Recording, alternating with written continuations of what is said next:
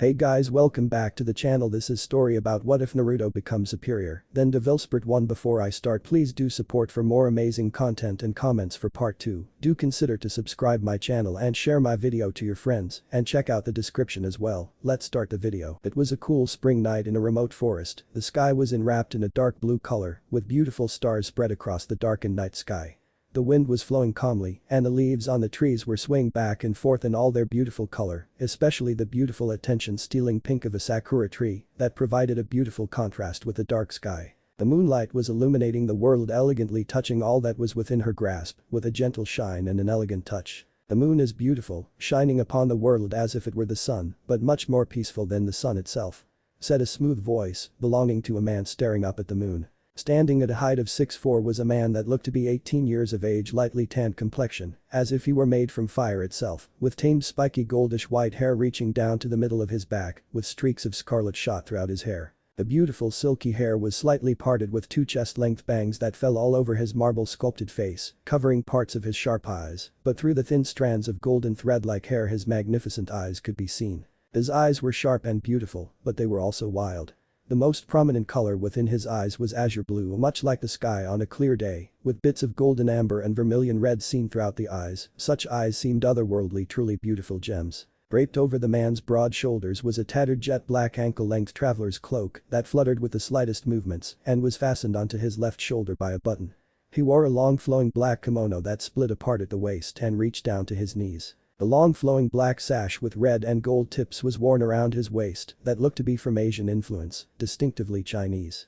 Inside of his sleeves up to the middle of his forearm were a pair of black arm guards protecting the back of his hands. Completing the man's look were a pair midnight black trousers tucked into black combat boots. Suddenly, the man turned his head to the right, noticing someone coming towards his position. Slowly the man became on guard and spread his senses to gauge whom exactly was encroaching upon him in his time of quiet and lackadaisical pondering of life. He was amazed by the level of power that he felt from the being approaching him. It was honestly astonishing to feel such power, but the being approaching felt weakened to the young man's senses. From the dark of the forest a man appeared, but suddenly the man fell into the side of a tree, barely able to keep himself standing. God, the Almighty Father of all angels and demons, the benevolent protector and lover of all humanity. The symbol of wisdom, love, peace, compassion and the guide to the way for all to live their lives. God was an enigmatic figure in the reality of the world, to be a being that preached for love and peace among all, yet more blood has been spilled in the name of his word. Such things truly stayed in the mind of the Almighty Father and his speculation on the understanding of humanity and their devotions to him. The man seemed to be in his early to mid-40s, with long wavy black hair reaching to the middle of his back, with the signs of facial hair appearing upon his gorgeous chiseled face.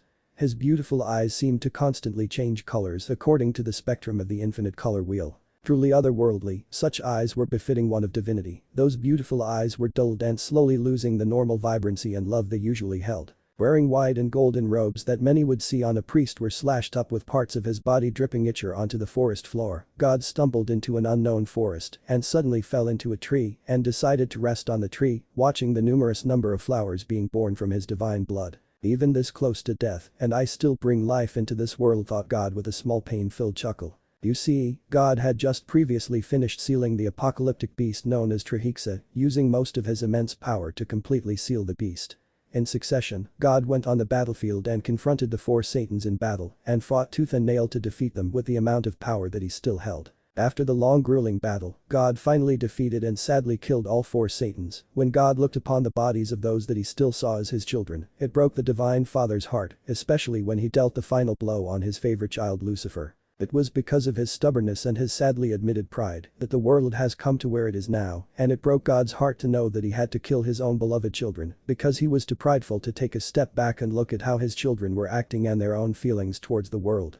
Soon enough he was joined by his right hand and most loyal follower Michael. Looking upon one of his first creations brought tears to the divine's eyes as he looked upon Michael's handsome face, and in his eyes, he could see the pain and anguish in those gorgeous emerald eyes. Such a sight was almost too much for God to bear, especially considering the physical decay, along with the mental and emotional fatigue God was feeling from sealing away that monstrous being and from fighting the 4 Satans. Michael offered to heal him, but God shunned that idea as futile. He knew his end was near. He could feel the grips of death on his being. It was humbling. God looked to Michael and beckoned him closer and kissed his beloved son on his forehead, and with a smile, God disappeared, leaving a stunned and tearful Michael to explain everything that occurred on this day to the approaching army of angels, led by his fellow seraph angels. God flashed away from his angels after the many battles and sealing. He didn't want his children and soldiers to see him so weak, so defeated. Even thinking about it now almost brought a tear to his eyes.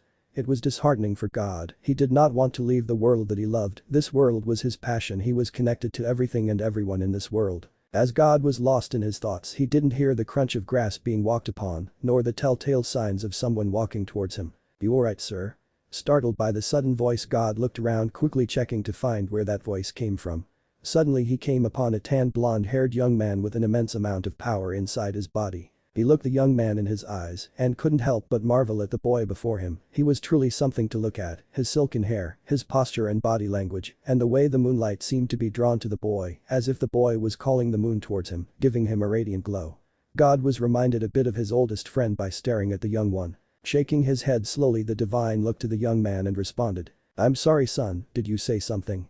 questioned the divine creator. "I asked if you were alright, old man," repeated the young man again in a calm tone. Seeing as how the man sitting before him was close to death, he felt it was understandable for the man not to be very focused on his question. God looked at the young man and painfully smiled. "The legacy of both a phoenix and a dragon, I never thought I'd see such a union take form, but to answer your question, no, I am not." An eyebrow rose slowly in what could be considered surprise and interest within the eyes of the newly revealed phoenix dragon.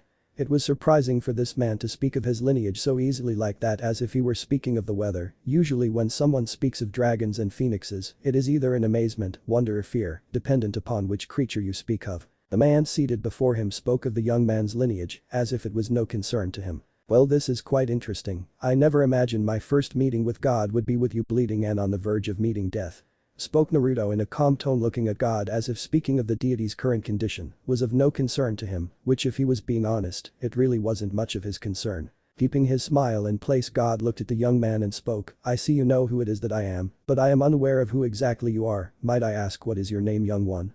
questioned the divine with obvious curiosity racing in his eyes while completely ignoring the obvious parts of the young man's statement. "My name is Naruto," replied the newly named Naruto. "Naruto, it is nice to meet you. It would seem that you are one of the final people that I will have the pleasure of meeting, as you alluded to before. My time is slowly coming to an end. What is it that brings you to this forest so late within the night?" questioned God looking at Naruto. Naruto looked at him for a moment and turned back to looking at the moon and spoke. "I was coming out here to enjoy the view of the full moon and to gain some quiet away from the noise of the world. But that peace has been disturbed. It seems I must find somewhere else to gain some peace." Just as Naruto said that, he prepared to leave from the area. "Wait, don't leave, please, these are my final moments," spoke the divine in a sad tone while looking at the sky. Naruto stopped his sudden departure and turned to God and spoke. "Why?" God stayed silent for a moment, simply staring at the sky, looking at as if it held all that desired. Eventually he averted his gaze from the sky and turned his infinitely colored eyes onto Naruto and spoke. "Let me answer your question with a question. If you were close to death, knowing that all that awaits you is nothing but emptiness, would you want to be alone right now?" God questioned calmly to the young man. Naruto, hearing the question, couldn't help but understand God's point, but his curiosity became intrigued. "What do you mean, emptiness?" Hearing the question, God spoke. "When humans die, the religion that they have chosen to follow and to pattern their life after promises them an afterlife of some sort. Whether it is pleasant or painful is up to the will of the gods of that religion. Even humans who are supernaturally aware go to the specific afterlife designed for them, based upon the religion that they follow." Paused God for a moment to collect his thoughts. He spoke once more. "But for supernatural beings such as gods, devils, angels, dragons, and so on, when we die there is no afterlife. There isn't a place for us to look forward to at the end of our days. We live what is known as a finite life. Our lifespan may be vast, it may span centuries, millenniums and even further beyond, but no matter what, we will always face an end, and when that end comes we do not receive an afterlife, all we get is eternal silence.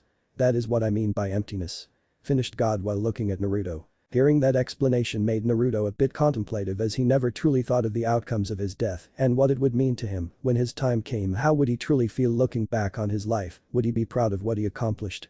What was it that he even desired to accomplish in this world? What was his purpose in the world? He was startled from his inner thoughts as he heard God speak once more. "Do not think too far ahead, young one. In this world, no matter what it is that you are, all of us are the same in many ways. When you think too far ahead into the future, such as in terms of your death, you will have an overwhelming feeling of pressure to accomplish everything you want in life. This overwhelming pressure won't be good for you as you will struggle to do everything you can to accomplish what you want in short period of time, and once that happens you will neglect what is the most important to you. It was a mistake that I made, and that foolish mistake was the cause of this war, and the reason for which so many of my children have died, and the reason for my current state. All for my mistakes and in my own lapse of judgment. Guilt and shame were prevalent in the words of the Divine Father. If Odin could see me now he would mock me. Finished God, but he asked a question a moment later. Are you a warrior, Naruto? Yes, I was taught how to use power to protect the people that I care for in this world. Naruto hesitated for a second and spoke once more, even though they no longer walk this world with me. Finished Naruto in a whisper. God suppressed a cough from escaping his chest as he listened to Naruto's words, but he did catch on to something in his words and in the eyes of the young one. Who were they that you lost, if you don't mind an old man prying? Spoke God in a calm tone while looking at Naruto. Naruto looked at God and spoke in a somber tone, that is something I would prefer not to speak of, old wounds don't need to be reopened. God looked at the young one and responded, I understand my boy. Cough, cough. Naruto looked at God and saw him coughing up large of amounts of ichor and decided to try to help him straighten up his body. God gave Naruto an appreciative nod and slowly sat up, it seems my time has come. Just as that thought went through the divine's head a cool chill swept through the forest, and all the quiet peaceful sounds of the forest seemed to stop, confusing Naruto who now was put on high alert with a sudden shift in the atmosphere. Naruto looked around checking his surroundings trying to expand his senses to the farthest of their current abilities, looking for a sign as to the sudden shift. He looked to God to ask him, but when he looked at the passing deity he saw his gaze directed towards something in the forest. The sound of hooves hitting the ground alerted Naruto to the newest presence joining the conversation. Naruto looked over to where the sound of hooves hitting the ground originated and he came upon the form of a pale white horse, with a pair of horns sticking out of its head, with a pair of sinister glowing red eyes staring at Naruto, looking to devour everything in their path. But what truly caught Naruto's eyes was the man riding on top of the horse. The man was tall, even while sitting on the horse Naruto could tell the man was tall, with wavy jet black hair that fell to the middle of the mysterious figure's back. He was wearing a black wide-brimmed traveler's hat on his head. Covering the body of the unknown man was a long black cape, and a blue pendant was worn on the chest of the man. The mysterious figure wore a black skin-tight bodysuit that showed off the lean and muscular figure, built as the perfect balance of speed and power. Around the waist of the figure was a combat belt equipped with many different sections for holding different materials needed in the heat of battle. The man wore high boots with silver riding spurs on the back of his heel. On the back of the man was a longsword sheath that was as tall as the man himself. Naruto was amazed into silence when he felt the aura of this being, it was like staring at an unstoppable force of nature. As Naruto continued to stare, the mysterious figure raised his head and slowly Naruto could see the face of the man. The man looked to be about the same age as Naruto himself with a complexion that Naruto familiarized with milk. Upon further inspection he saw that the newcomer had thick masculine eyebrows, a smooth bridge of a nose, with long thin cold dark eyes that shined with millenniums of experience and knowledge in his eyes. So, you have finally come for me old friend. Startling Naruto from his admiration and fear-induced staring, he looked at God in confusion, trying to understand the relationship that these two men shared. The mysterious man spoke in a low, smooth voice. The voice reminded Naruto of the finest silks. Yes I have, are your affairs in order? God looked at his oldest friend and smiled calmly. Michael knows my time has drawn near he will probably keep it hidden from all, except for his fellow seraphs, he shall lead heaven in my stead. Might I have a few more minutes to speak with the young one that has kept me company in my final moments? Hearing the request did not surprise the man in black, he was expecting such a request just from the look he saw in God's eyes, so he allowed the request and waited in silence. With an appreciative nod, God turned his head towards Naruto and spoke. Naruto. Naruto turned his head toward the dying deity with a measurable amount of difficulty, as being in the presence of the newly arrived man was quite suffocating for the young dragon. It was something Naruto only experienced once in his life when he asked his father to unleash his true power, so Naruto can have something to reach to, and the fear that he felt that day was something that would always stay with him. Have no fear of him young one, death is not someone to fear. Spoke God in a fatherly tone. Seeing Naruto relaxed God spoke once more, Naruto, I see great things in your future you will be a force in this world and when the day comes, you will be the one to change our world and all the others. But you must remember something, when one walks the path of power they become lost in its loving embrace and its silken touch. This was wisdom gifted from ages of existence and pondering of the very core of the metaphysical. You see, power is a gifted curse, it is something that everyone desires because it is needed in life. That is, its gift, all that you could desire shall be in your possession if you have power. Its curse is the struggles that come with the power you achieved. In life, powerful creatures, whether they be human, divine, demonic or other, they are tempted by the gift of power and believe that gift to be a pass to do as they wish, no matter if it harms others or the world.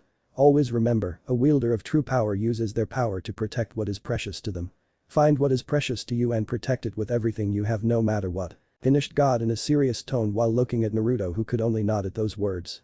Those words brought up nostalgic feelings for Naruto as he remembered the words his mother used to tell him during his days of training with his father. Naruto nodded his head in confirmation, understanding the lesson he was gifted. God saw this and turned his gaze towards the now waiting Death.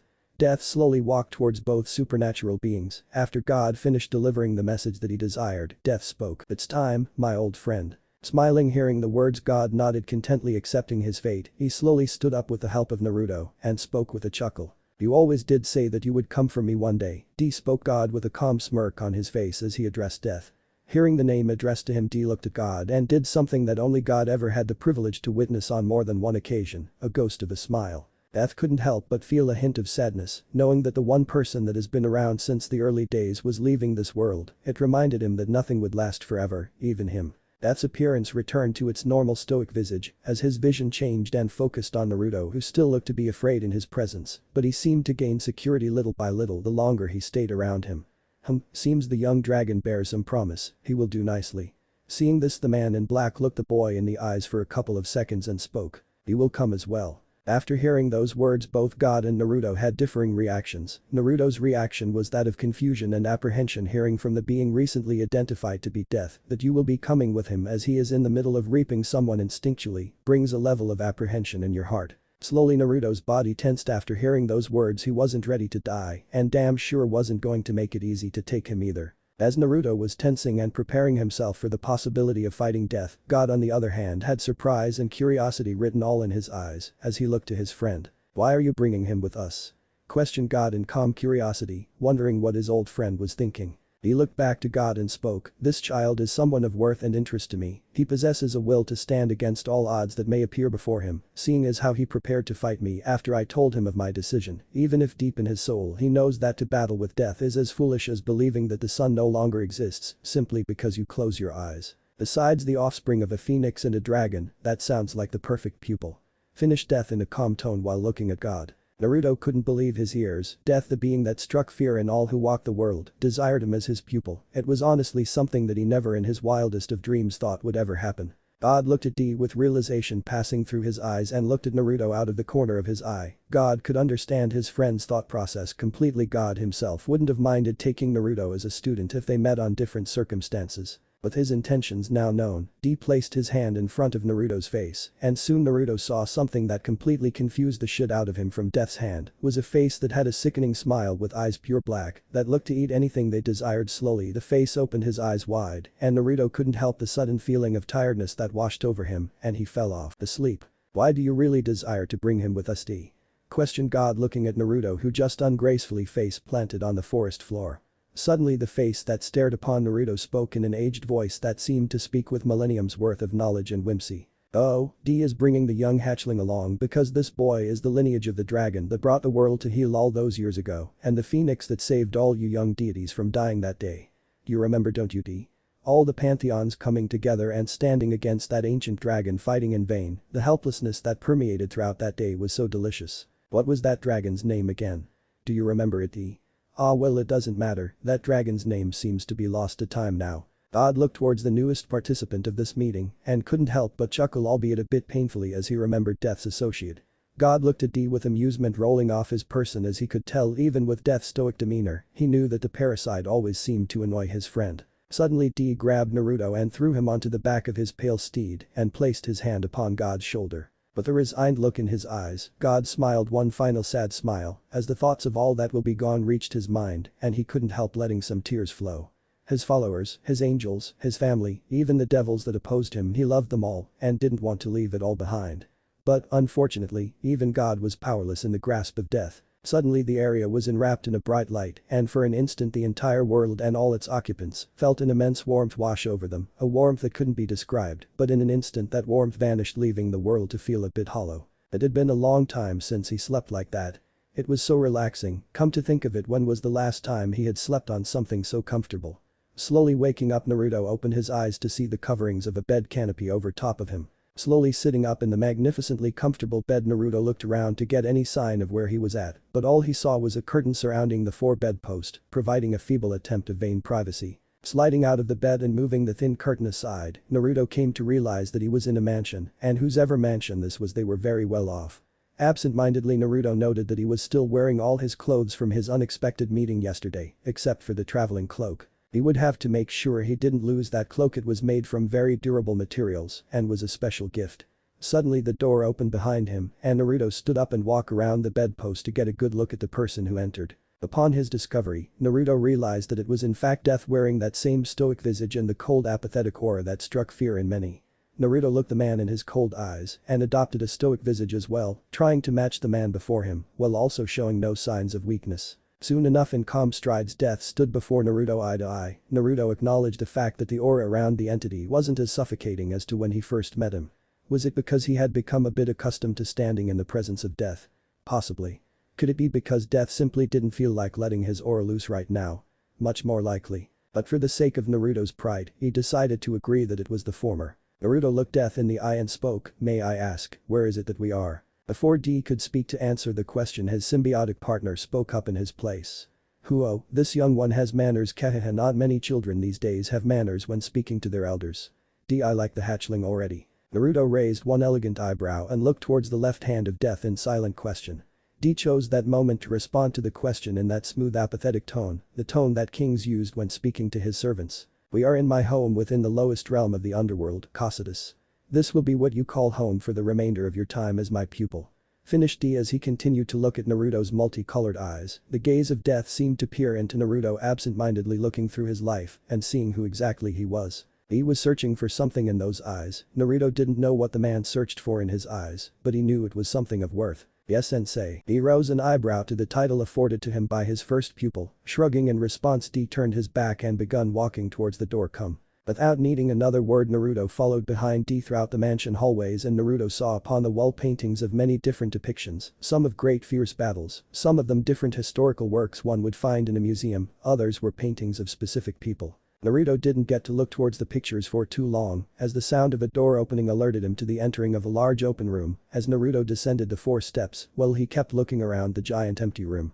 Soon enough he saw D turn towards with that ever stoic expression, with his eyes demanding Naruto's attention. Given what he desired, D spoke, and his voice traveled across the room, reverberating off each wall, making it appear that Death was yelling when he spoke in his usual calm voice. "We will come here every day and we will fight. Should your performance be subpar, you will no longer breath."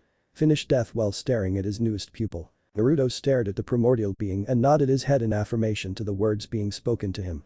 Slowly Naruto widened his stance and dug his feet into the ground to create a solid base and tensed the muscles rippling throughout his body. He was preparing to go against Death, and his instinct screamed to him, confirming the final part of his sensei's words. Soon enough, just as Naruto settled into his stance, an object blasted by his left eye, narrowly missing the eye and cutting some strands of hair. Boom. Slowly Naruto turned towards the sound as looked to the wall behind him and saw a crater, and at the epicenter of the crater was a wooden needle. Did that much damage? Suddenly Naruto sensed lust permeate throughout the room. Not the lust for flesh, no, this was different. This was the desire to take life away from the world, and right now Naruto was the object of this killing lust. Soon enough he heard that strange disembodied voice from before speaking much closer this time, and he could hear the mirth and enjoyment in the voice as it spoke of his possible bisection. "Oh foolish boy, never turn your back to the enemy, you never know what they might do behind you." Finished the voice with a chuckle. Then Naruto heard the song of a blade as it approached him, planning to slice his right shoulder down to his left hip. Sensing the desire coming from the owner of the blade, Naruto flashed away in a high-speed movement and flashed to the other side of the room and faced his teacher once more. This time his eyes were sharpened and cold. Naruto could taste the refined killing lust that was liberated from the body of Death, the blade of Death. Even the needle stuck in the wall was wafting with such desire as its master did. Naruto saw this and understood the message given to him by his teacher and allowed his desire to be known to all occupants within the room. Naruto let his power flow within his body. In Naruto's right hand, a ball of pale gold flames formed, surrounded by vermilion red flames with bits of azure and black seen shot throughout the ball of fire. With a mere thought, Naruto's desire came to form, and in his hand was no longer a ball of intense flames, but a medieval-style broadsword comparable in size with both Naruto and D, with an X-shaped crossguard. Naruto gripped the handle of the blade, and his murderous lust was unleashed in the room. With that said, Naruto was truly ready for combat now. Ahahaha, this boy was a good choice D. Usually when people feel your aura they became shaken prey waiting for the end, but this boy is responding beautifully. Oh, the lust for murder tastes so good when it's directed at us for once, wouldn't you say D? Nonetheless, this boy will be quite interesting to watch under your teachings. This aura surrounding him is quite strong for one so young. When the boy matures and hits his prime, he might surpass you. Death.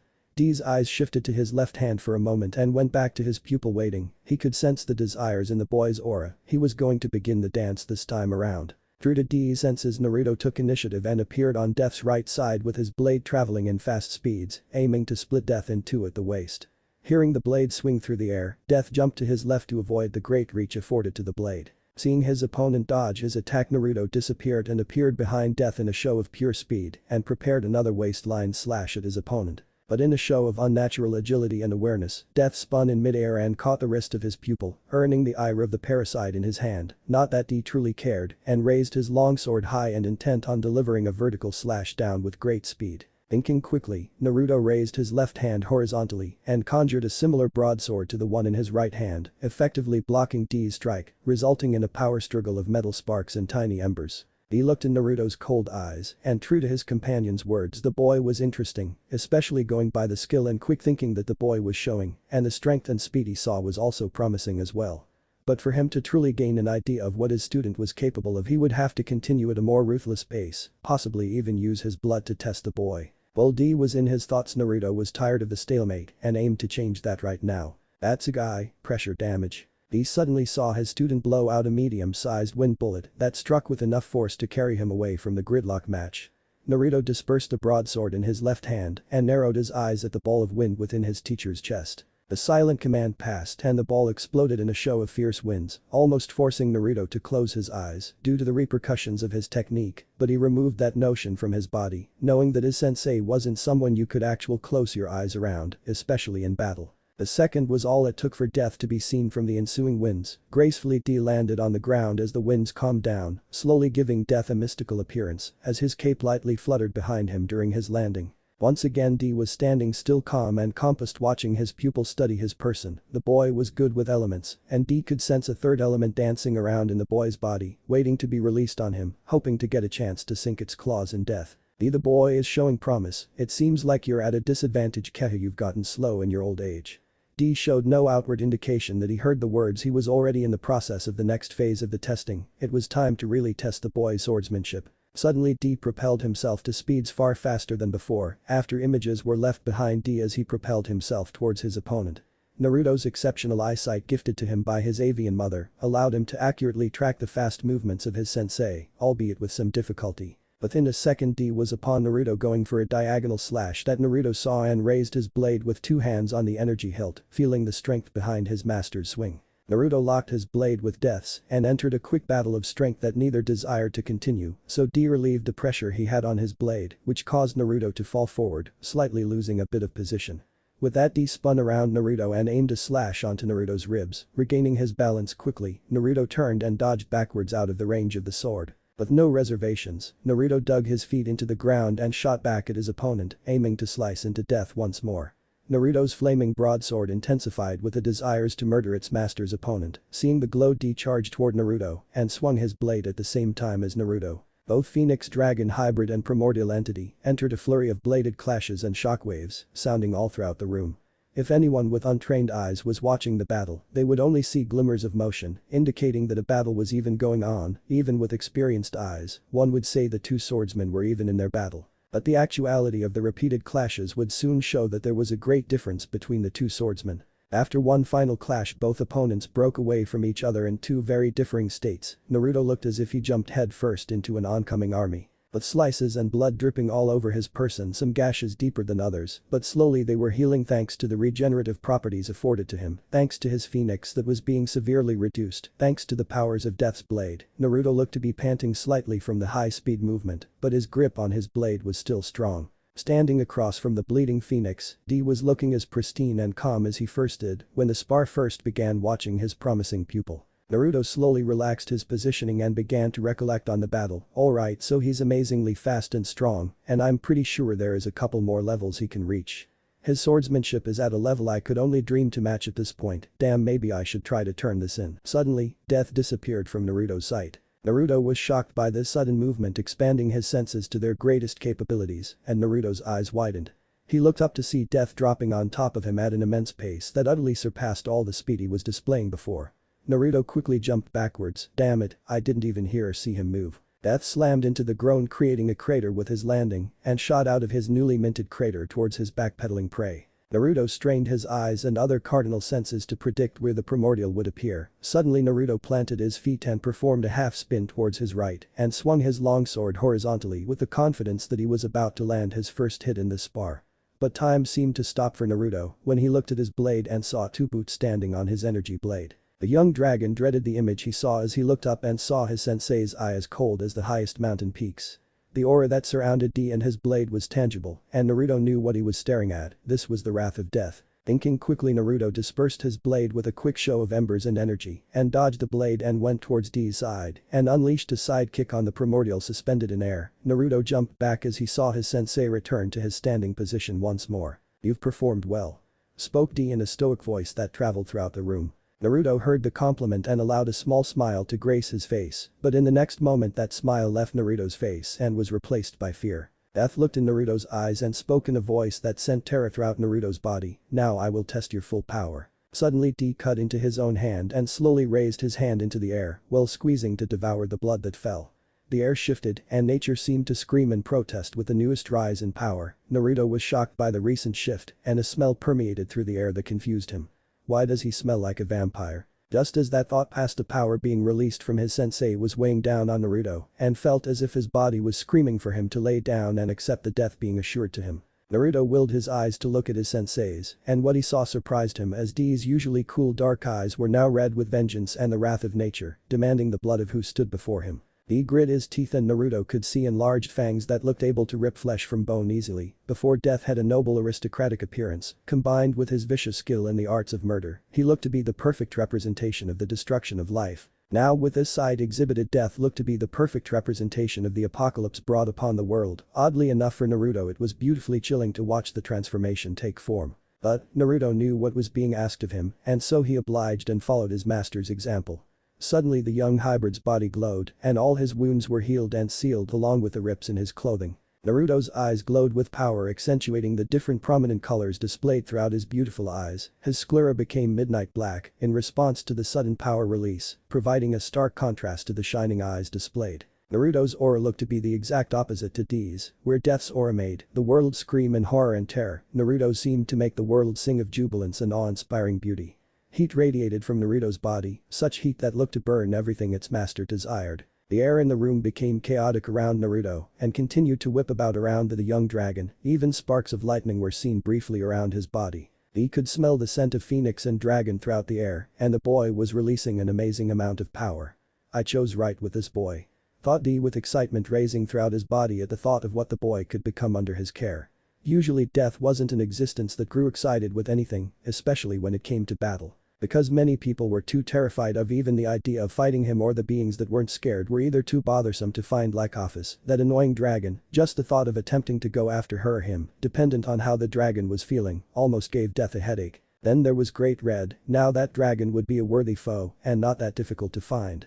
But bringing that creature out of the dimensional gap would be too much work, seeing as how the beast loves to just fly around. Now going into the gap wouldn't be very difficult with the abilities D wields, but an ensuing battle with Great Red in the gap could result in disastrous consequences for the surrounding realms, consequences even D's genius intellect couldn't fully calculate with true certainty. Only the two ranked above him could provide such a challenge. Then again, no one had seen death call upon his blood in battle as he did in this spar.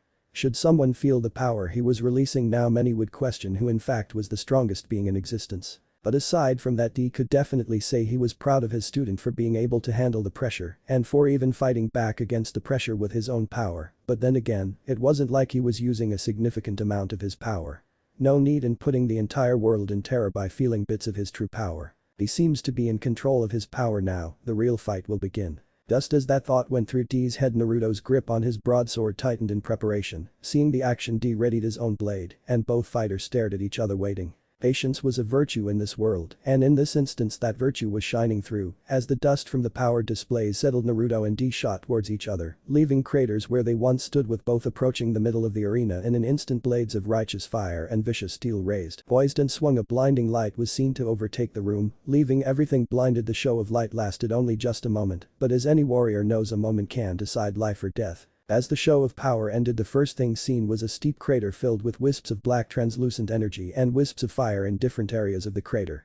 Within the middle of the crater were master and student, each in differing positions. The master stood tall and calm, reverting back to his original state of noble apathy. His blood finally quelled from the recent awakening and sated by the taste of the young one laying at his feet. Looking down at his newest student, D felt excitement swell in him as he remembered the power the young hybrid released on him, and to think the young Drake was nowhere in his prime. That boy is something else with the power he released. That boy is definitely in the upper echelons of power at this state. But you didn't really test the boy too much on his elements, why not, D? D waited a moment and continued to stare at his pupil. The parasite was used to this behavior, being with D for so long before the world over called him Death.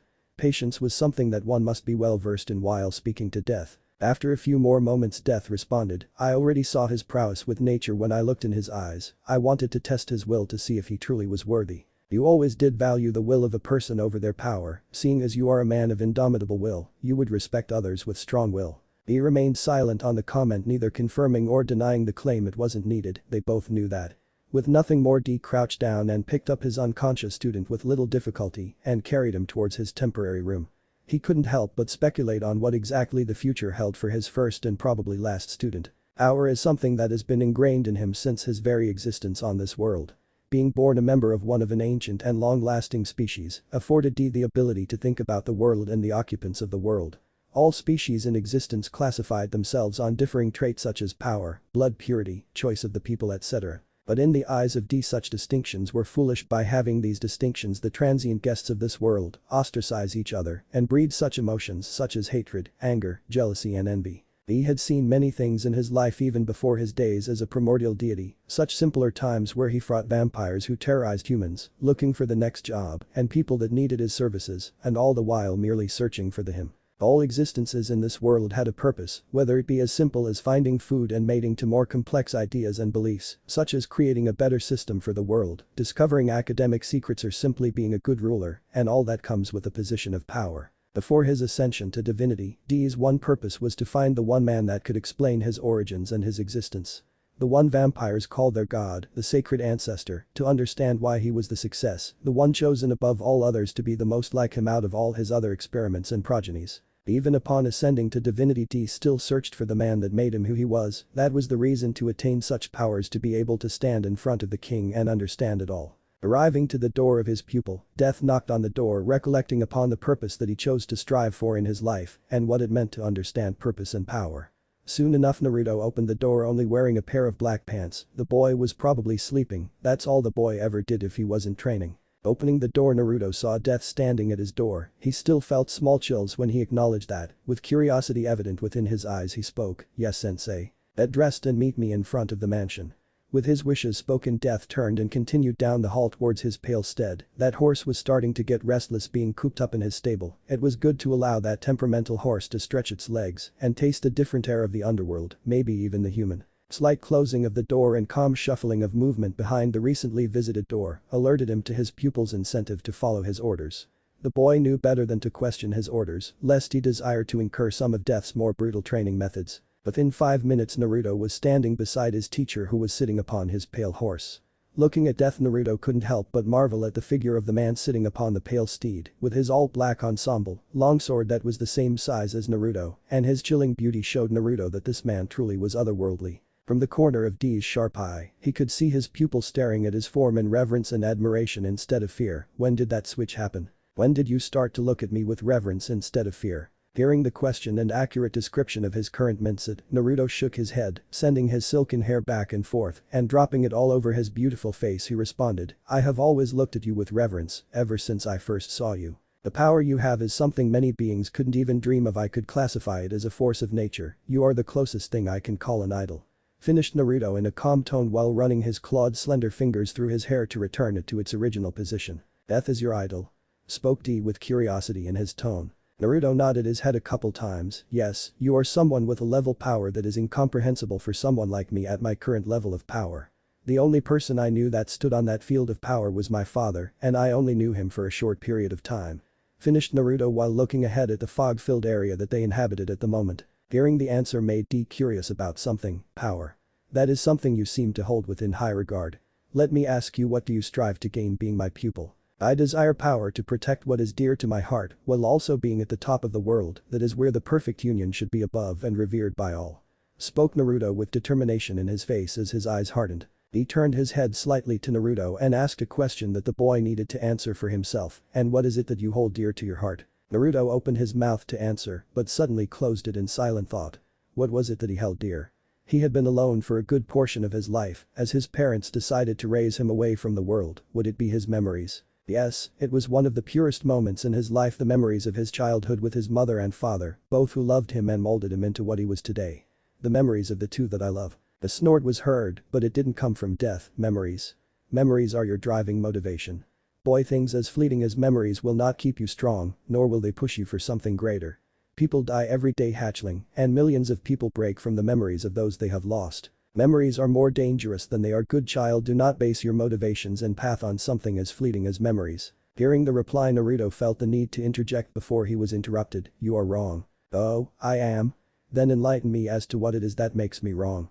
Question. Death symbiotic partner. Memories are very powerful motivational anchors. Kingdoms and revolutions have been started upon the backs of memories. Finished D while getting his steed to move forward. The stallion had finally calmed down from being in its stall for so long. It's always better to control a calmed horse instead of a rowdy one. What do you mean?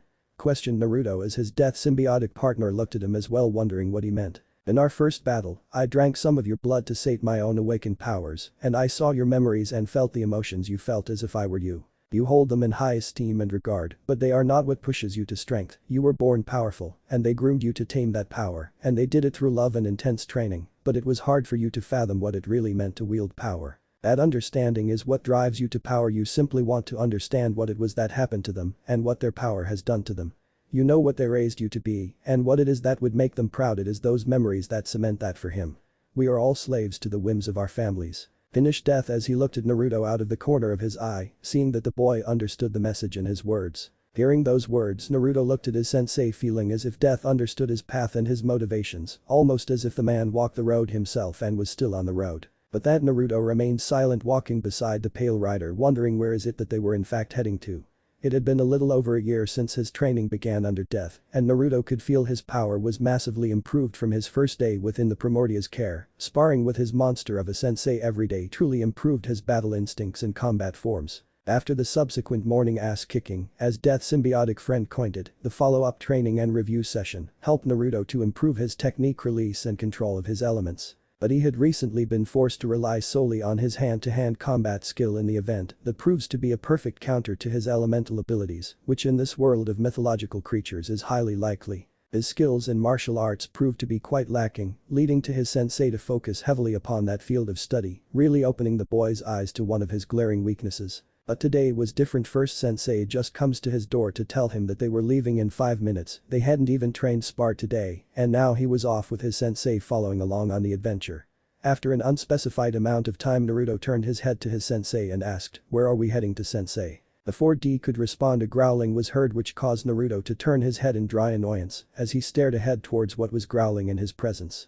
In front of them stood a giant 3-headed dog with long strong legs, fur as dark as the smoke that filtered through its mouth, the flames of hatred seen in its eyes as it looked upon those that trifled in its master's domain. Suddenly a hissing sound was heard, and Naruto moved his annoyed eyes slightly to the left to look at what in these depraved lands was hissing at him and his sensei. He came upon the appearance of a vicious serpent, colored the same black as the monstrous hellhound's fur, with chilling azure eyes glaring at Naruto specifically. Standing before Naruto and Death was Cerberus, the hellish offspring of two of Greece's most feared monsters, Typhon and Echidna, Hades' personal pet and the guard of the underworld. Staring at the beast, Naruto blinked in a lazy manner and looked back to his sensei. "There's a mutt standing in our way." Ignoring the bristling growl from Cerberus, Death looked at his student for a second and descended from his horse and slowly walked towards the giant beast of legend.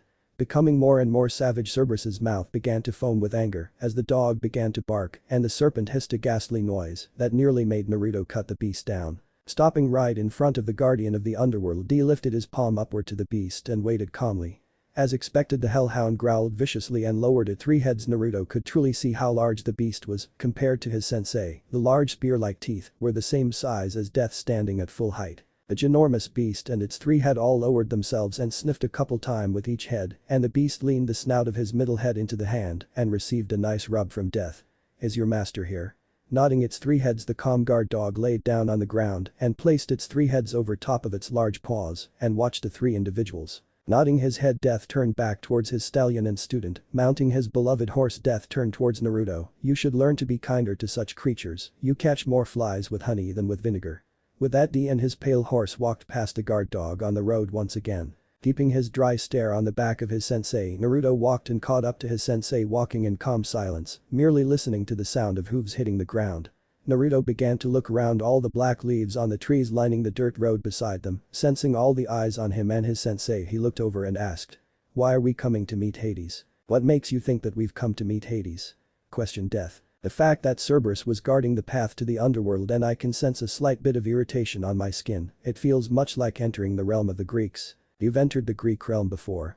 Surprise was obvious in the tone of his sensei to those that have become accustomed to learning the emotions in Death's stoic tone. "My mother is a phoenix, one of the most mentioned species within the supernatural world, and she had a close relationship with the god Apollo. During the glory days of ancient Greece, he used to come by and visit her when I was a baby, and when Tucson was off doing something, she said he always enjoyed her cooking and singing." Finished Naruto while looking ahead, ignoring the stares on him. They were merely the eyes and ears of their master. Hearing the explanation, D remained silent as the two continued on their journey towards the lair of Hades. Within another 10 minutes, master and student arrived in front of Humongous Mountain. Looking up, Death dismounted from his pale steed and gave the pale stallion a nod that sent the horse back the other in blinding speeds. "Now what?" questioned Naruto, still looking up to the mountain that seemed to touch the red sky of the underworld. Such a dreary thing to look up at. Humans were so lucky being able to look up to a beautiful sun, blue sky with white clouds lazing about in the day, and at night, they stare upon the stars of space with the beauty of the moon shining across the earth. Death looked to his left and back up to the mountain. "It's obvious we will fly to the top. Hades knows we're here anyway. He is probably waiting for us now." Naruto turned to his sensei to see the man floating off the ground, looking only at the sky, waiting to ascend to the top of the mountain. Naruto could feel his sensei's eyes on him even as the man wasn't looking at him. He was waiting for him to sprout his wings and fly to meet the god of the dead. But that Naruto turned his head back and relaxed his body, slowly allowing the muscles in his back to relax, and soon with a quick rush from his back they appeared. Smoothly bypassing the back of his kimono as if it weren't even there, wings as dark as an abyss came forth. Unlike most draconian wings, which resembled bat wings, these were feathered. Some could even mistake them for the wings of a fallen angels with their appearance. Upon the wings and feathers were flame-like markings colored pale gold, vermilion red and azure blue, constantly flowing, reminiscent of blood flowing throughout the body. Such vibrant colors contrasted upon the dark wings made for a truly beautiful sight. The wings were massive. Fully unfurled, the wings would be larger than Naruto. They were magnificent to look at. Death looked back at Naruto and looked at the boy's wings and nodded his head in approval of what he saw. With it, they were ready. Without further delay, Naruto and D shot from the ground up to the top of the mountain to meet the god of hell. Hades' days have been quite boring lately, with the subsequent ceasefire of the 3 Christian factions. It was so entertaining watching those crows and bats kill each other in the underworld. Those annoyances were only ever good at providing him entertainment when they were killing each other, especially with the death of the biblical god that really made the war boring for Hades. No matter his disagreement with the existence of other pantheons, he couldn't deny the respect he held for the perished deity. Someone has gotten past Cerberus. I wonder who has come to grace me with their visit. I hope it isn't Demeter trying to get her daughter again. Soon as the thought played in his divine mind, his most trusted reaper appeared before him with robes as dark as a black hole, down on one knee, not moving a single inch. Even his scythe was held in perfect stillness in front of his master and lord. Hades stared down at one of his strongest reapers with pride oozing from his visible bones. Pluto was the reaper's name. Many of Hades' reapers and other supernatural pantheons who met him called him the ultimate reaper and the next in line should Hades ever fall. That last thought almost made the underworld king snort in arrogance. He fall? Foolish, never shall he fall. He was Hades, the god of the underworld, but he did acknowledge the power and prestige that the Reaper earned and used at the discretion of his lord, which is why he was named Pluto. The name the Romans gave him when they conquered Greece. Now that was an interesting development that Hades enjoyed watching thoroughly. Before the god could get lost within his own monologues of history, he looked to the still kneeling Reaper and spoke, "Who has come to my domain, Pluto?" "The Pale Rider has come, my lord, and he has brought a companion with him," reported Pluto in a stoic voice. Hearing whom it was that was coming put Hades upon high alert. Why was death walking among the worlds like that? Such activities were very unusual for the solitary deity. Death was a being that preferred to stay away from the world and allow others to do his work. Death was the very personification of the idea of life ceasing to exist, and so death never preferred to be around beings that were alive. But there had been many beings to wield the title of death. What many do not know is that death isn't one distinct entity. Anyone can come to claim the title of death from the current wearer if they can kill the previous owner of the title. Those that wore the title were quite arrogant beings that believed since they bore the name death they were above all others. Such fools them all, but all that changed when he came along. No one in the world knew where that man came from or his origins, but many could not say they had met someone so imposing and befitting of the title of death. The man looked no older than 18, but he walked with the confidence and grace of a prince that walked the world many times over, someone certainly worthy of wearing the title of death. Ah, they are here. Who is that death has brought with him, I wonder? Pluto opened the path directly linking toward this throne room. You know how death can be when his patience is tested. Spoke Hades in a calm voice. At once, my lord. Standing slowly, Pluto rose to his full height and adjusted the scythe in his hand and tapped the ground twice, and a portal opened behind Pluto, causing the ultimate reaper to move out of the way to allow the two arriving guests. Stepping through the large portal, both Naruto and D came upon a large throne room with a staircase leading up to a throne built of silver and gold. Naruto looked up from the throne itself to stare at the god of this barren wasteland, known as the realm of the dead. Naruto saw a giant connected skeleton that wore garbs associated to priests of ancient Greece. The aura that exuded from the being was disgusting yet immensely powerful, that it made Naruto wonder how he would fare against the being seated above upon the throne.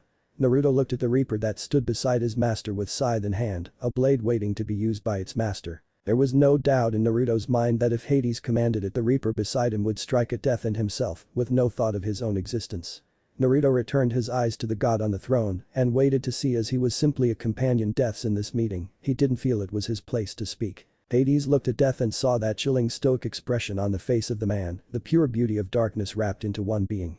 But standing beside him was one that was the real peak of his curiosity. The boy felt familiar to the god, but he couldn't place it.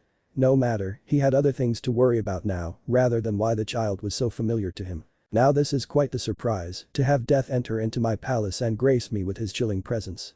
To what do I owe the pleasure? Questioned Hades, staring at the beautiful man known to the world as Death. Taking a small step forward, D looked to Hades. Where does the father of monsters reside, Hades? To the untrained eye, one would see that Hades had no reaction to the question, but to Death, he could see the surprise waft from Hades' bones. Before answering, Hades' skull slightly turned in the direction of Naruto and returned to Death. That is a being lost to the sands of time. Death slain by my brother with the remains blown to ashes. What do you have need for ashes? You lie, Hades. Hades' eye sockets narrowed upon hearing that statement. To question the integrity of a god was quite insulting, and Hades, being the prideful god that he was, felt quite insulted by the claim presented against him. Death, do not make such claims so lightly. You know it is a heavy crime to claim a god to lie. But I bear no such lies. The father of monsters was slain by my brother in a world-shaking battle that almost wiped the world clean of all living creatures. You know the history of this battle. That is why I say you lie, Hades. You and I both know your power stands above both your brothers Zeus and Poseidon. Being the strongest of the Greek gods, even you could not kill the father of beasts without your brother's help. Even with it, I can't feel the spirit of the beast in my domain, nor do I feel it within your grasp. So, if the beast's soul does not lay in your grasp, nor does he belong to me or purgatory, then tell me, where is it that you and your brothers chose to seal the monster that terrified the world with its monster size and offspring? Finished D with a slight narrowing in his sharp eyes as he saw Hades' Reaper take a step forward and tighten his grip on his scythe. He didn't even register the Reaper as someone of worth or interest. He was sure Naruto, at the stage of his training, could keep the child occupied without too much effort. Hades looked at Death and tried to comprehend the reasoning for why he would want that creature. It made no sense at all, and Hades would be damned if he revealed the whereabouts of that monster's seal. That was a beast that terrified even Hades in his younger days as a god. Death, surely there is something else I can acquiesce to you, other than the whereabouts of that monster. Perhaps my beautiful wife Persephone. Surely one such as your Hades. I do not desire her. I desire the resting place of Tiphon. Tell me where the seal lies, or I will search for the seal myself, and when I find it, nothing good shall come of it. Finished D in an annoyed tone that sent warning bells throughout everyone in the room. For Naruto, this was a first to see his usually cold sensei openly express an emotion, especially a negative emotion. Nothing good would come from Death's patience being tested by this god. Hades was surprised by the demands of the one before him. The level of annoyance rolling off Death was palpable. It was a first seeing the man show such displeasure from Death. Pluto prepared himself to cut down both intruders here, even if one was death. He refused to accept such disrespect towards his lord, even if it was the Pale Rider that was the offender. A moment of silence passed between the occupants of the room. The silence was deafening for everyone in the room, and the atmosphere was tense. The standoff would have continued if there wasn't a chuckle that rebounded around the room, the source being Hades himself, as he finally calmed down and spoke. I never thought I would see the day when death would openly express an emotion. Living as a god truly does gift you such luxurious it seems.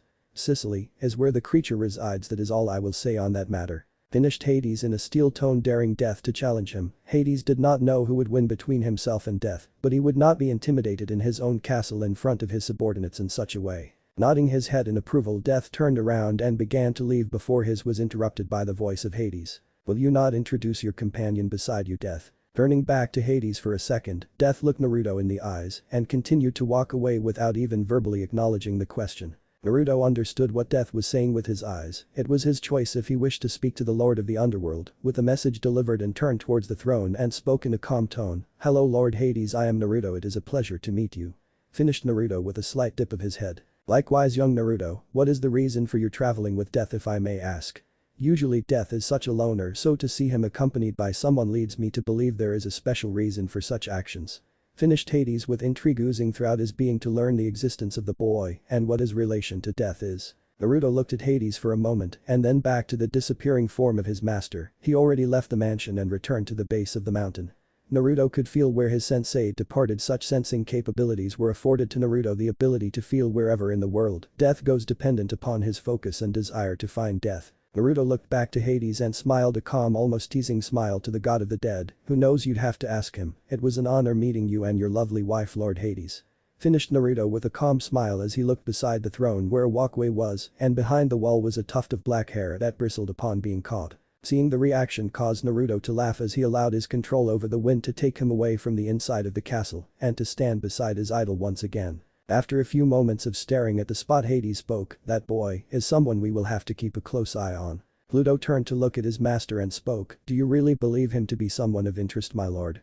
He didn't seem so special to me. That boy walks beside Death almost as if he were a pupil. Death sees the boy as someone of worth. Get used to that name, my reaper. That name will shake the world every time it is uttered if my prediction is right. Finished Hades as he rose from his throne. He needed to go get his wife. Spring was starting to come around and soon she would be out of his grasp and he was going to make the most of their time together. Appearing beside his master in a light breeze, Naruto looked over at his sensei petting Cerberus as the dog slumbered and looked to be in heaven. Turning around, D looked at his pupil and walked towards his student and spoke, what did Hades ask you? Still looking at his sensei, he wanted to know who I was and why I was traveling with you. With only a slight hum, Death continued to walk back to his mansion with Naruto beside him, both walking in comfortable silence looking straight ahead. Why were you looking for the father of monsters, sensei? Because you will fight him and kill him. Spoke D looking straight ahead at the barren wasteland that was the underworld. Hearing the plan that his sensei had in mind caused Naruto to pause for a moment and look at his master as if he were crazy, which in Naruto's mind he was really starting to wonder if his master truly was crazy. You want me to fight Tiffin? That is what I said, isn't it? But why, sensei? Questioned Naruto. It will serve multiple purposes such as for your goal and for my own amusement, but that battle will come when you are ready and right now you would die within the first minute with Tiffin. Finished Death in that similar not caring tone even when speaking about the death of his student. Hearing the tone, Naruto gave his sensei a dry stare and continued the way back to the mansion. Are we going to train today, sensei? The hatchling still wants his daily dosage of getting his ass whooped. Honestly boy, you are a glutton for punishment. Spoke the partner of Death and Naruto couldn't help but focus on the face upon the left hand of D. Sensei, I've been meaning to ask, who is that on your left hand? Questioned Naruto with serious curiosity throughout his body. He really was curious about it. Instead of answering the question, Death just raised his left head to face Naruto and his partner spoke, I am countenanced Carbuncle. I've been the partner of D over here for the past few millenniums. We've pretty much seen all the world together 1,000 times over now. Everything is so stale and boring. How old are you? I don't know, I'd say I've known this fashionless walking death trap for 10,000 years give or take. Finished countenanced while looking at D to get confirmation of the guess.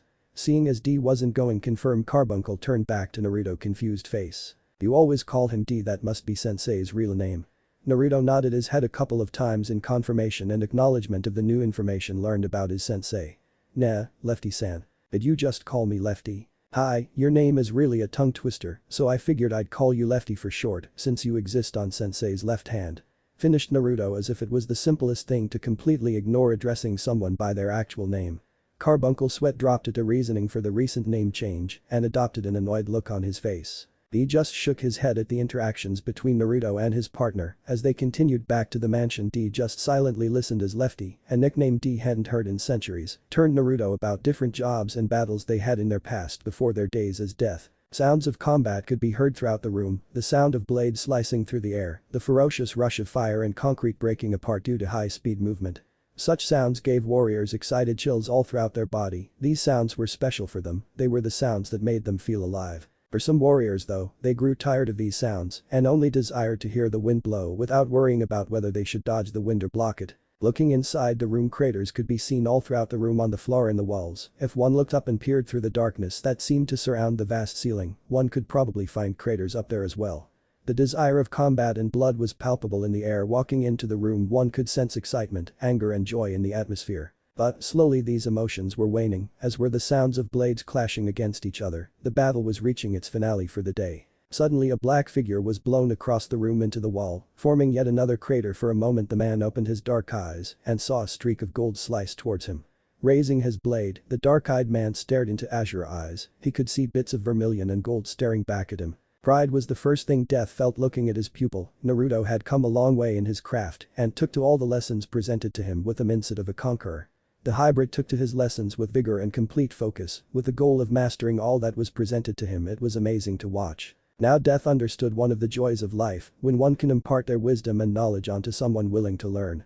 The next step of his prodigious pupil's training was coming into fruition slowly, especially considering the recent actions of the Red One coming into fruition. With a tightened grip upon his blade, Death pushed forward with a vicious swing that blew Naruto backwards and sent him flying into the middle of the room. Slowly Death walked out of the body-sized crater and relaxed his grip on his blade and walked toward his now standing student, looking at the blade of fire in the boy's hand. One of Naruto's strongest abilities was his ability to manipulate the elements and pure energy. Such skill allowed him to create weapons, such as the blade in his hand. Those elemental blades were very durable and finely crafted. One could mistake them for being swords made of metal merely covered in fire, true pieces of art. But they were still blades of fire that could be countered easily if the right measures were implemented, no matter the blade being a combination of phoenix and dragon fire. Sensei. Acknowledging the call, D looked at his student and waited for the reason why the boy has spoken during their training session. Such actions usually didn't occur, seeing as how both himself and Naruto were quiet individuals, especially during combat. "I've been thinking," spoke Naruto with a contemplative look on his face, staring at his master and idol. Death didn't respond to the announcement, seeing as how there was no need to. Naruto hadn't completed his entire thought and he wanted to buy some time to think of a new strategy. "My dependence on my elements to substitute as weapons is a crutch.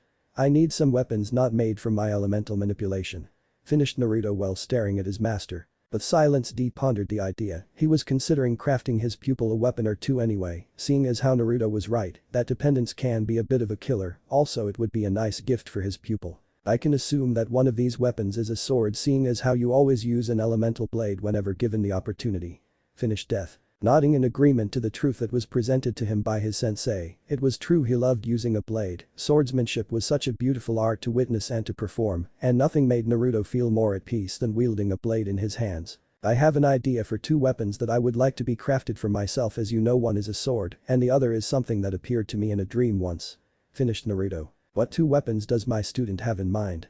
questioned Death after hearing the confession. Death found this to be interesting. The possibilities of what Naruto could come up with interested him more than anything, seeing how Naruto was quite a creative person when the skill is called upon. Without responding, Naruto's right eye started to glow softly and a bright mist started to flow out into the middle of the room and morphed, slowly growing larger and more focused. This was a spell that Death taught Naruto after the young hybrid asked to watch some of Death's earlier battles in life. During the days where he wasn't a primordial that shook the very heavens whenever his name was spoken of. From the mist, two objects were coming into fruition. After a minute of complete silence, the images were able to be completely seen. Those would suit his fighting style well and also make his combinations quite interesting, thought Death in silence for a moment. In the next moment, the images started to fade away into the air and the soft glow of Naruto's eye diminished, acknowledging the end of his technique. Death sheathed his blade and began walking towards the door of the training room. Just as he reached the door, Death spoke. "Our session is over for the day, you have the rest of the day to yourself, do as you so wish." With his piece said, Death left the room swiftly. With the recent announcement, Naruto stood still in his spot for a moment and looked over towards the door in contemplation. Since he was free today, maybe he should go out and leave this desolate mansion and travel around the underworld, maybe he could find some greenery in this world. With a shrug of his shoulders, Naruto used his control of the wind to envelope him and take him away from the training room and the mansion itself. Death suddenly appeared in front of the stable that held his trusted steed. Without a moment of hesitation, Death hopped upon his horse and was on the road with a purpose. The Red Rider was leaving his flaming touch all over the world, both human and supernatural. War was raging across the world and causing nothing but mayhem. For Death, usually the actions of the other horsemen didn't really concern him, nor interest him, as all their actions did was just bring more souls into his domain. But this time he would indulge in the actions of one of the riders, seeing as how these actions could be beneficial to him. Within all societies, conflict is a constant function exhibited no matter the circumstances, whether one lives as an animal, human or supernatural. For animals, combat establishes societal standing, eating rights, mating rights, and creates the balance of survival for each species. Animals fight because it is instinctive, it is in their nature to kill, and to feel no remorse for the animal that it has been killed, because to a predator, prey is merely a means to continued survival. For humans, conflict is essential as it can be used as a motivational boost and a way to break past the conscious limits that humanity places upon themselves, as well as being a corporeal part of staying alive. Just like with animals, humans use conflict to establish and create boundaries among each other, to distinguish different rights and ownership of specific territories, food, and even merely for entertainment or pleasure. Conflict is instinctive, but shunned amongst the ranks of humans. Conflict is seen as a negative reaction to the world and the inhabitants of the world. The devils, conflict was a celebrated and embraced ideology. The strong were celebrated and revered in society. Lucifer, Beelzebub, Leviathan and Asmodeus, the four great satans, the strongest devils within all of existence, were chosen to lead all of devil society. The four were the strongest devils in existence. They are the leaders and archetypes of what it means to be devils. The Great Four were hailed as monarchs, and their words and beliefs were followed by all of devil kind. Those desires for a world dominated by devils lead to combat against the fallen angels and the angels of God. The Great War, that was the name of the ensuing chaos that the great Satans brought upon the Judeo-Christian faction. In the beginning, when Lucifer announced a plan to conquer the world with the powers of the 72 pillar families and the legions of devils following behind him and the other Mau, devil society celebrated and sung in agreement to these ideas. The idea of a world dominated by devils created images of pure ecstasy for many devils as they envisioned themselves rulers of the world. This war was seen as something that must happen for devils, and once the war actually started, many believed that they would finally be respected and revered by all. But slowly as the war dragged on and once devils started to witness the extinction of pillar families, the taste for a world controlled by devils waned slowly. Eventually the fallen angels had pulled out of the war because of the loss of so many of their kind. It was honestly foolish of them to even step into the battle in the first place. Seeing as how the fallen had the smallest population count, getting into a three-way world war wouldn't be very prosperous. Even the angels of God and devils saw what the war was doing to their kin, and both sides desired the end of this war. It was only with the death of the Great Four at the hands of God did the Great War truly end, but descendants of the previous Satans and their followers wanted the ideals of their ancestors realized. A rift was formed within devil society, as many of the remaining 33 pillars believed that the potential extinction of their houses wasn't worth the risk of taking over the world. This rift created two separate political and militarized factions among devil society, the anti-Satan faction and the old Satan faction. Led by the descendants of three of the original four Satans, the old Satan faction became a horde of bloodthirsty, greedy creatures hell-bent on taking over the world they believed to be theirs. In reaction, the anti-Satan faction placed their belief and loyalty upon the back and power of Zekrom Baal, also upon the backs of four monstrously powered young devils, Hajuka Astaroth, Falbium Glycoilabolus, Seraphol Leviathan and Cices Gremory. These five were the leaders and the pride of the anti-Satan faction. Slowly walking through a forest residing on Gremory lands was a handsome man that physically looked to be in his 20s, standing at 6 feet tall. The man had unblemished alabaster skin that seemed to have a soft healthy glow, vibrant and eye-catching crimson-red shoulder-length hair with two bangs reaching down past his collarbone was seen on the man's head. The man had a pair of blue-green seafoam eyes that held warmth, love, confidence and power. Dressed in clothing fit for a noble of the purest blood, Cices was walking through this forest to get away. He wanted to get away from the pressure and responsibility placed upon him as the heir of the Gremory clan, as the inheritor of the great king's power of destruction, as the ace of the anti-Satan faction. When he was younger, his father told him that with his extraordinary power and control over his power, he would become a focal point in devil society. But it was all too much to the heir. At times it was suffocating to be thrust into the spotlight in such a way and in such dire circumstances. That's why he had to get away for a little bit and clear his head away from his family and subordinates, simply just some alone time for himself. As the thought of peace and quiet was rolling around in his head, he felt an energy signature within the forest. Looking up ahead in the direction of mountains that resided inside of Gremory territory, that's where Cices could feel the unknown power source coming from. This was something he needed to investigate. Random intruders upon these lands was something in this war-filled time Cices refused to allow. It was all so quiet, he never really was given days like these anymore to actually sit down and reflect on how things had progressed in his life. The calm still water of the lake before him reflected the red sky that hung above his head. Such a sight always gave this place quite the dark and monstrous visage, nothing like the sky of the human world. The clear blue sky of the day, the flaming orange of dusk or the tranquil obsidian blue of the night. Someone should change the sky so it didn't look so vicious and bloodthirsty, but then again, the home will always reflect the mindset of the master. Shifting his eyes to the right, there was movement within the forest, his ears told him something was coming. His nose told him it was a devil, the devil's scent was becoming stronger and was relaying more information. This devil was of pure blood, he smelled of ashes and carnage forged in battle, but the devil also smelled tired and frustrated. This was an interesting devil, and from the way the devil's energy was moving throughout its body, this visit was out of curiosity and caution. It seems he has trespassed upon someone's territory. Soon enough stepping into the clearing Cices looked out onto the lake and for a moment just stood there becoming acclimated to the environment around him. Within a moment his head turned to the left and it was there that he saw the person that was trespassing upon Gremory property. The intruder was someone he had never seen before based upon physical appearance. He would say the man was a member of the Phoenix clan with his long golden colored hair and blazing blue eyes. But on further inspection Cices could see that the mysterious man's hair was lighter than a Phoenix clan member's, with streaks of vermilion red mingled throughout. For a second he thought that a Gremory clan member and a Phoenix clan member came two together to birth a child, but he quickly killed that thought. All of Devil Society would know of such a union of devil houses. Will you continue to stare at me in such a rude way or will you actually introduce yourself, Akuma-san? Startled from his thoughts by the smooth voice, Cices' eyes locked onto the mysterious man's own heterochromatic eyes. Now, in the scope of supernatural existences, the Gremory heir wasn't the oldest or wisest being to ever live, very far from it, but he knew enough and was experienced enough in the ways and culture of power to know that the man in front of him wasn't to be trifled with. The man's power was akin to a tsunami. It almost swallowed and drowned Cices with its ferociousness and ruthlessness, but there was also a refined elegance to the power. When Naruto locked eyes with the sea foam orbs of the Gremory, his sensory abilities began to go off. Naruto could feel the chaotic power within the devil, the power was itching to taste the air, it wanted to rip everything asunder and to wreak havoc on the land, even the world. But, instead of lashing out and fighting for freedom, it stayed calm and waited as if it were a well-trained dog in the presence of its master. When a person wields immense levels of power, it becomes very difficult to chain the power and to control it.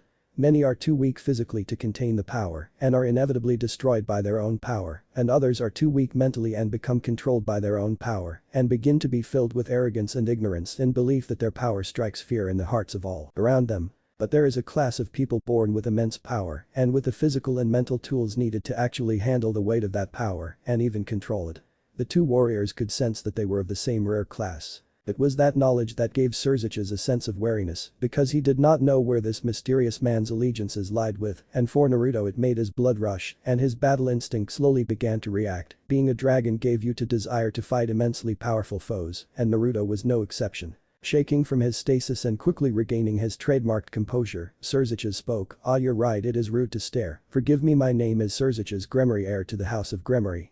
Might I ask who it is that you are, and why is that you are trespassing on my family's lands?" In light of recent developments and initiations of war, an owner of these lands could take trespassing as an attack on their person. Finished Cices with a suave calmness aided by a small smile that gave Naruto an underlying sense of a threat. The devil had the gall to threaten him, this was very promising. So it seems I've trespassed upon someone's territory. Oh well, perhaps I'll gain some entertainment from this interaction. With a mental shrug from his supposed disrespectful actions, he took a moment to collect his thoughts and then spoke. My name is Naruto, and my sensei decided to give me an early release from our usual training session and gave me the day off, so I thought it'd be a good idea to find some of the greener parts of this dreary realm. Finished Naruto nonchalantly.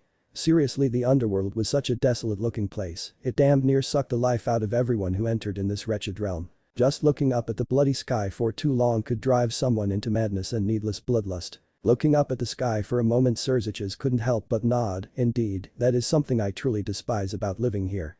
The sky always gave off the feeling of despair, wrath and pure anger like a permanent cloud of negativity. Finished Cices as an afterthought. Looking to the sky as well, Naruto spoke, as they say the home shall always reflect upon the mindset of the master. The original masters of this world are a group of vile and nasty beings filled with vengeance and anger. Now the sky seems to be blazing in fire in response to the devil's desire to burn this world. Finished Naruto with his eyes slightly shifting over to Cices. Something nasty is indeed brewing, as I mentioned earlier, there is a war coming. It is a war over the direction of my people and over the fate of our continued existence. Some of us are too stuck in the ancient ways that they've become obsessed with things such as the purity of our blood or birthrights of our people. They believe since they are descended of the original four that the world belongs to them. Cices shook his head and sighed from the thoughts about his own foolish people. It seems that you are struggling in the midst of this oncoming war, why not just ignore it? You hold no obligation to these people other than your family. Convince them to worry more for their money and interests and deny fighting in this war.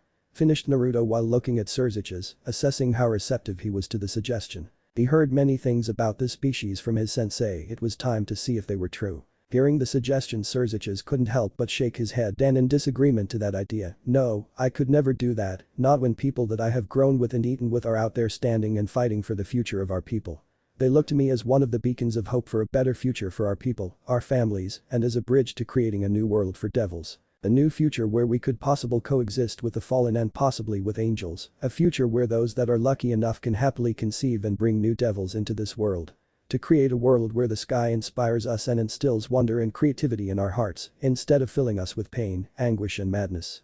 The Crimson Heir paused for a moment to finish his thoughts. It's for these reasons that I cannot tell my house to evacuate from this war. I must bring this change for us, and with my power and their faith in me I will. Finished the legendary heir of the Gremory house with a sharp determined glint in his eyes and his hand tightly clenched. His family and race were about to enter into the war that would signify their survival, and he refused to allow his people to die. He would destroy this world itself if it came to that. It seems he is a special breed among them.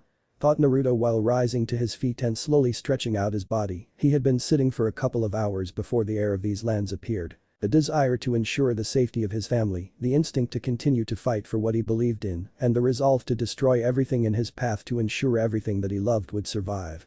Seeing that look intrigued Naruto, these were the eyes of someone who had something to protect, something to hold dear and to cherish. You fight for their future? Questioned Naruto as he had curiosity shining in his multicolored eyes. Without missing a beat, yes, my friends and family, they are the reason I trained so hard and worked tirelessly to perfect my power, so I can protect all that I hold close to my heart. My father told me once, in life no matter the species, be it human, devil, deity, or even dragon, when a person has something that they must protect, a special phenomenon occurs, and that person becomes filled with a great resolve to ensure the protection of the one they care for the most. It is in that moment when one has true power. Cices finished as a small tranquil smile arrived on his face as memories of his friends and family appeared in his mind. Such lovely smiles, the sounds of joyous laughter, the warmth he felt around all of them was something he wouldn't change for anything in this world. Show me. Startled out of his reminiscing, Cices looked at Naruto. What? I said show me your resolve to protect them, show me your desire to ensure their happiness, show me that you will destroy this world should you lose them. Naruto turned toward Cices and looked him in the eyes.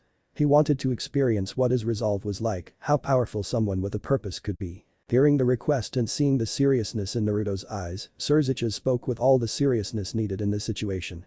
As tempting as that would be, from the amount of power I can feel that you wield, which I dare say is comparable to my very own, it would be quite catastrophic for this forest and the surrounding area. Which I will remind you is my family's own property, and we are in times of war. It's safe to say that a fight between yourself and me wouldn't be the greatest idea.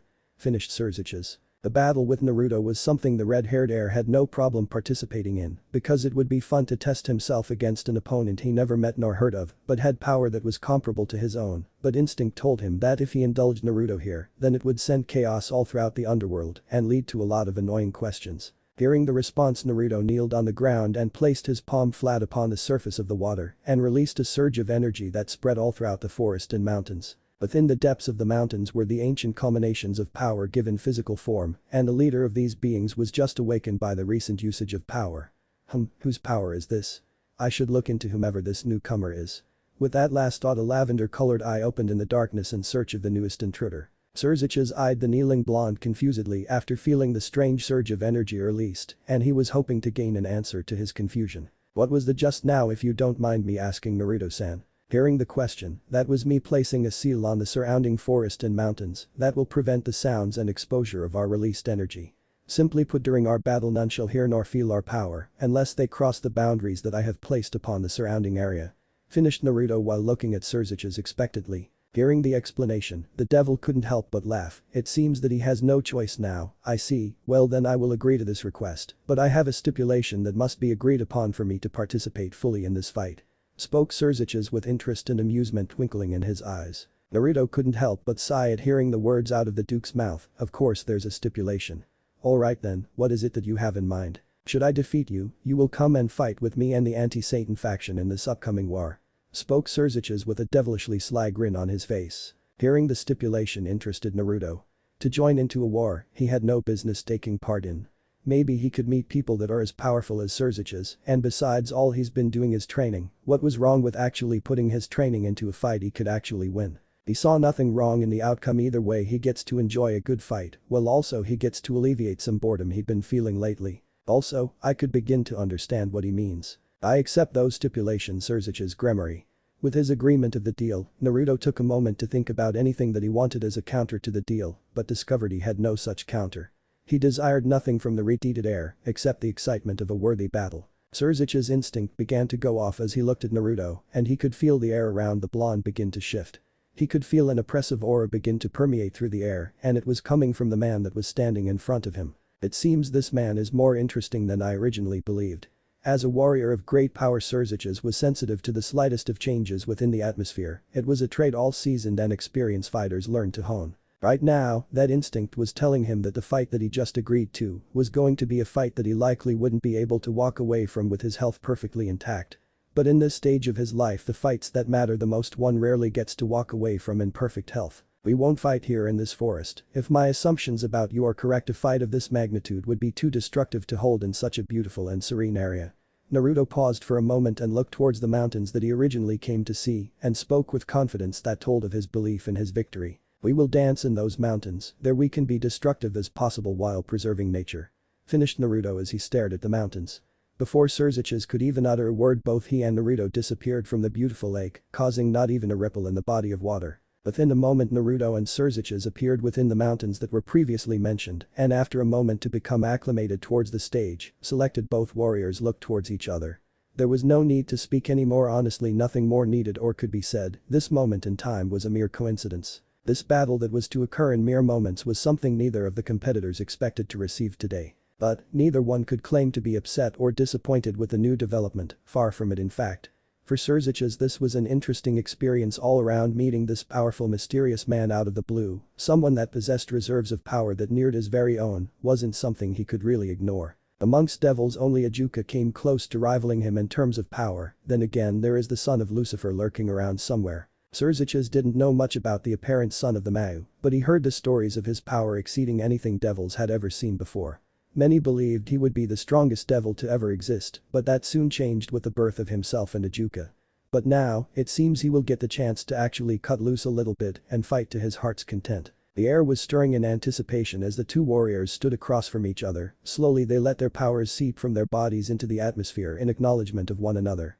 Their power pushing and familiarizing. This was a battle before the battle began, a test of wills, one could equate it to. The air became more violent as the atmosphere became more saturated with each warrior's essence and will. If the barrier Naruto erected wasn't intact all across the underworld, everyone would be able to feel the level of power being released. Cices' power could be described as tamed destruction, the desire to eradicate all that stood in his way without anything to hinder it.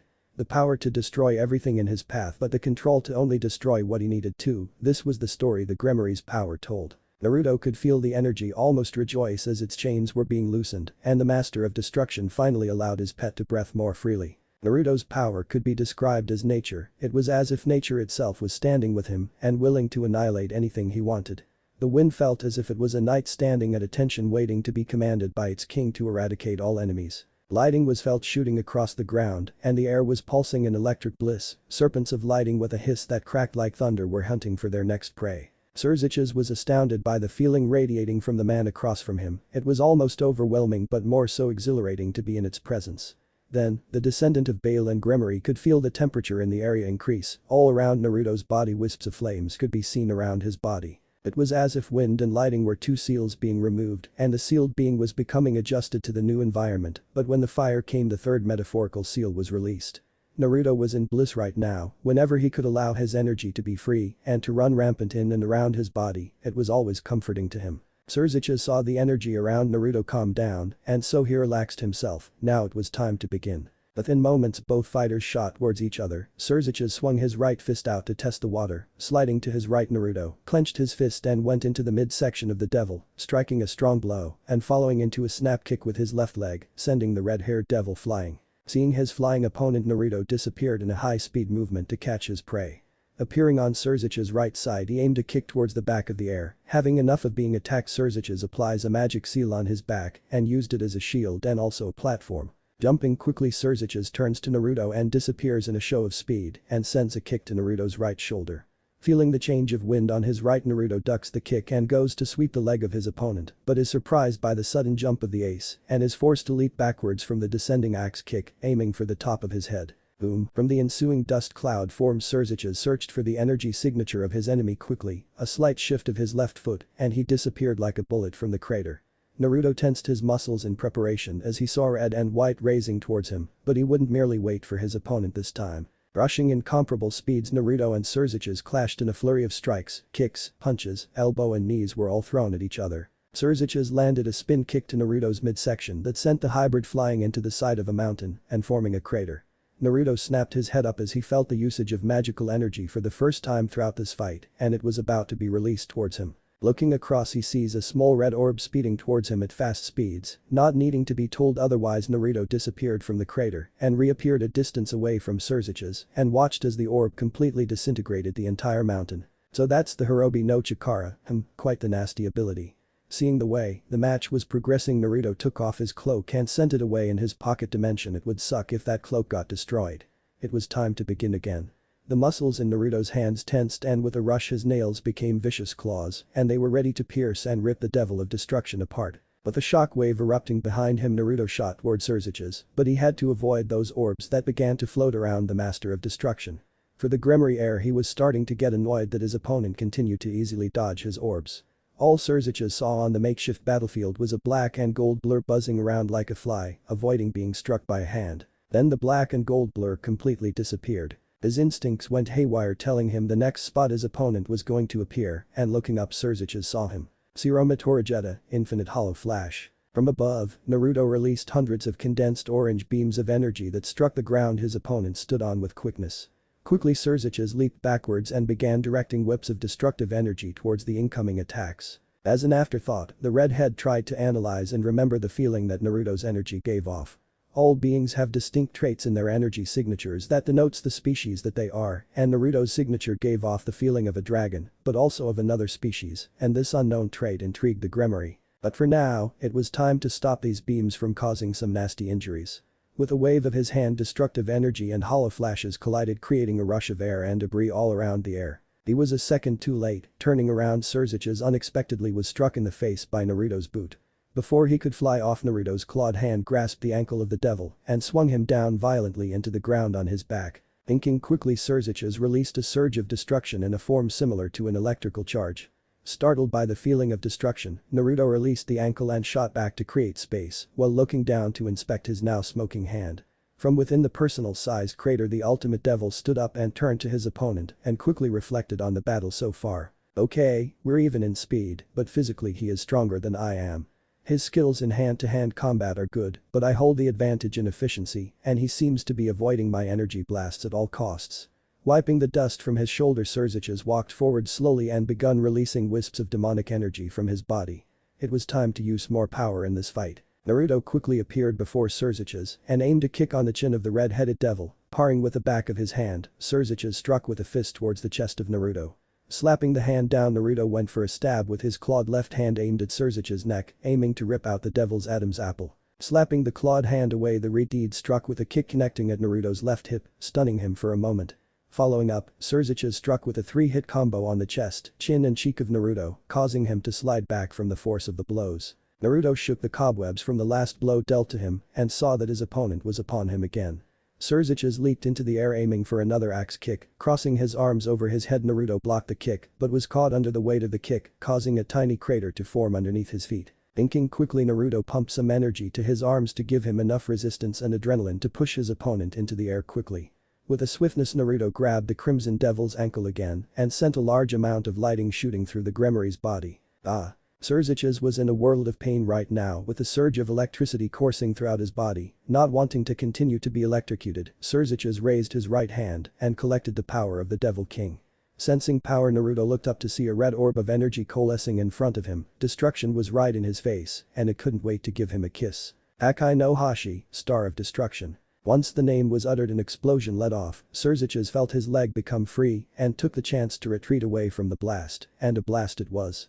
The Devil of Destruction watched as his supposed opponent was enwrapped within a dark ball of destructive energy that looked to be vaporizing the ground around it. Then the ball exploded. The force of the explosion shook the mountain range and the surrounding forest area. For any normal fighter or even experienced combatants, taking the abrupt power of that attack spelled certain defeat and even death in many cases, but the heir of the Gremory knew better.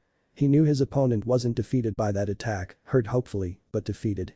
Not a chance. From the ensuing aftermath, Cices could see his opponent with his arms crossed covering his face and the wind fluttering the man's magnificent hair around behind. It was always confusing to Cices to see warrior with such long hair. You would think the hair would get in their way, but oddly enough it never did. While Cices was in his own thoughts about long hair and him having long hair, Naruto was reflecting on the information he just compiled. Orobi no Chikara is said to reduce anything it touches into nothingness, but it seems there is a limit to the ability. The user can eradicate anything they wish based upon the amount of energy placed in the attack, but it also dependent upon the difference in power between the user and their opponent. But I wonder what that attack would have felt like if he was actually aiming kill me. With his thoughts silencing themselves, the legacy of two legendary creatures prepared himself. It was time to begin using some more of his arsenal. Let us continue then. Spoke Naruto, staring at Cices. Without waiting another moment, he inhaled sharply, feeling the air feed into his creation. Nkamasitsu, Majestic Flame Destruction. Once the name reached the air, flames rushed forth in vengeance of their harmed emperor. A sea of vermilion, gold, black and azure fire saturated the area in a beautiful glow and intense heat. The rocks that were unfortunate enough to be licked by these flames burned to nothing more than molten specks. The red-haired demon, he had been on the receiving end of a few fire attacks in his life through spars with some members of the Phoenix House who were known for their pyrokinetic abilities. When he was younger and much more reckless, he would go and pick a few fights with some of the dragons that lived in these very mountains to see for himself if the legends about their power was actually true. To this day he still had phantom pains from some of those battles. But what was coming towards him at this moment was something he never experienced before.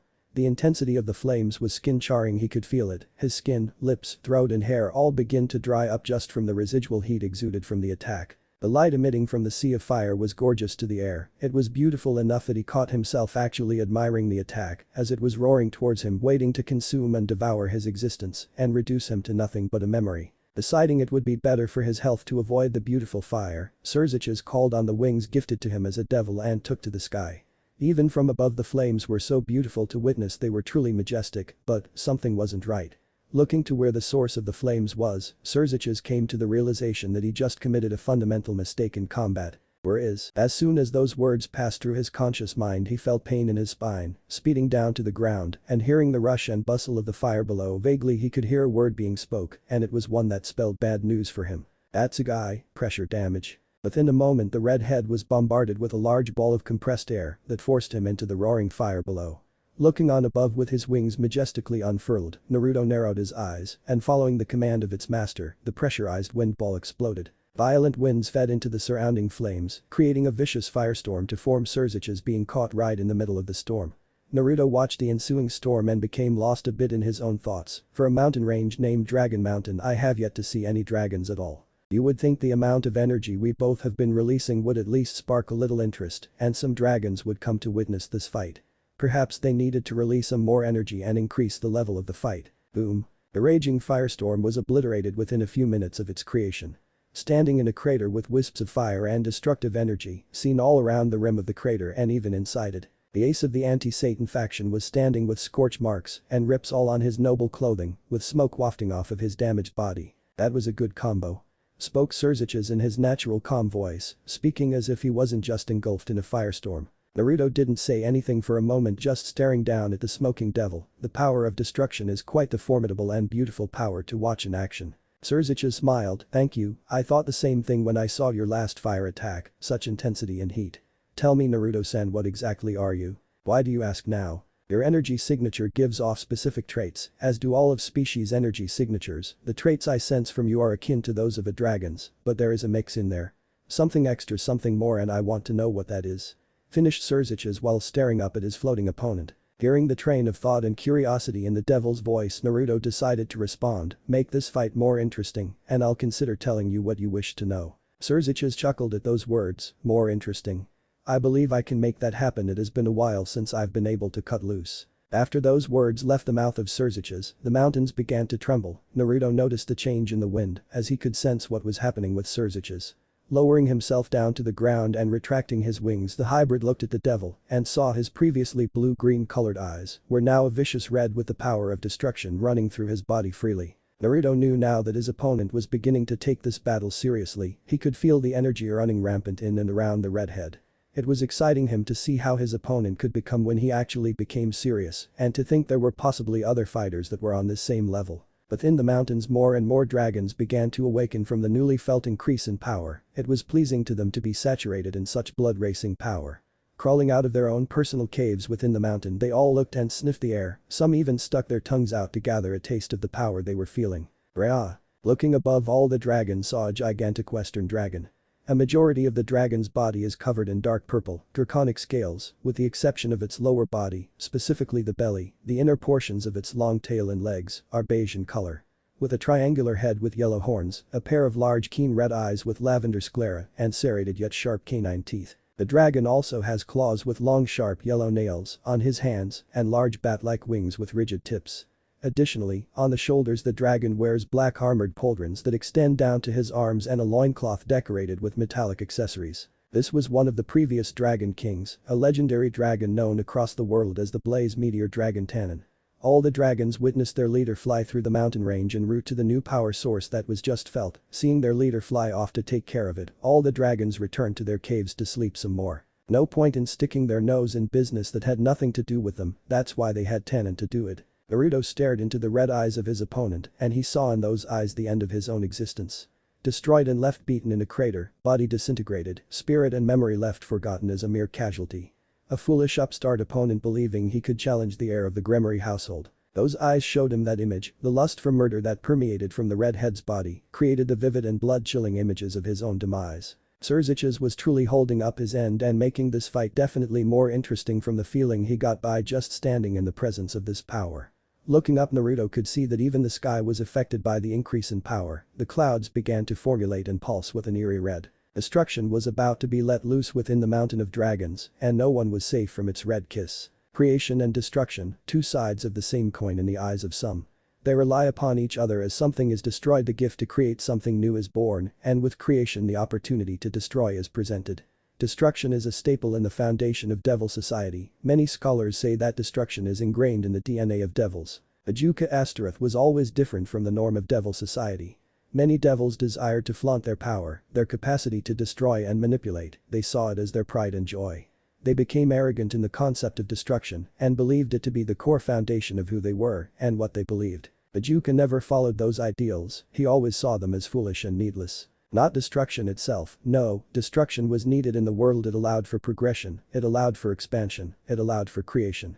That was what intrigued Ajuka, the concept of creation, to be able to create something from seemingly nothing at all. Growing up, Ajuka was seen as an oddity in the eyes of his house and the eyes of other families. He preferred to be in his room and work on formulas and calculations.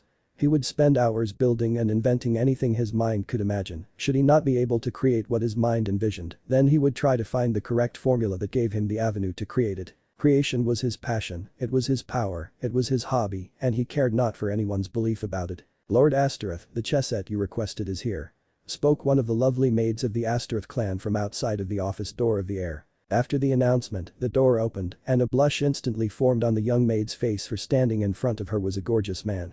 The man was about 6 feet tall. The man looked to be about 19 years old, with peach-colored skin that was unblemished and looked to be well taken care of. The hair of the gorgeous young man was green in color and naturally slicked back and shining with health and unrivaled beauty. The eyes of the man were a breathtaking blue that stopped the young maid in her very tracks and ceased all conscious efforts to communicate.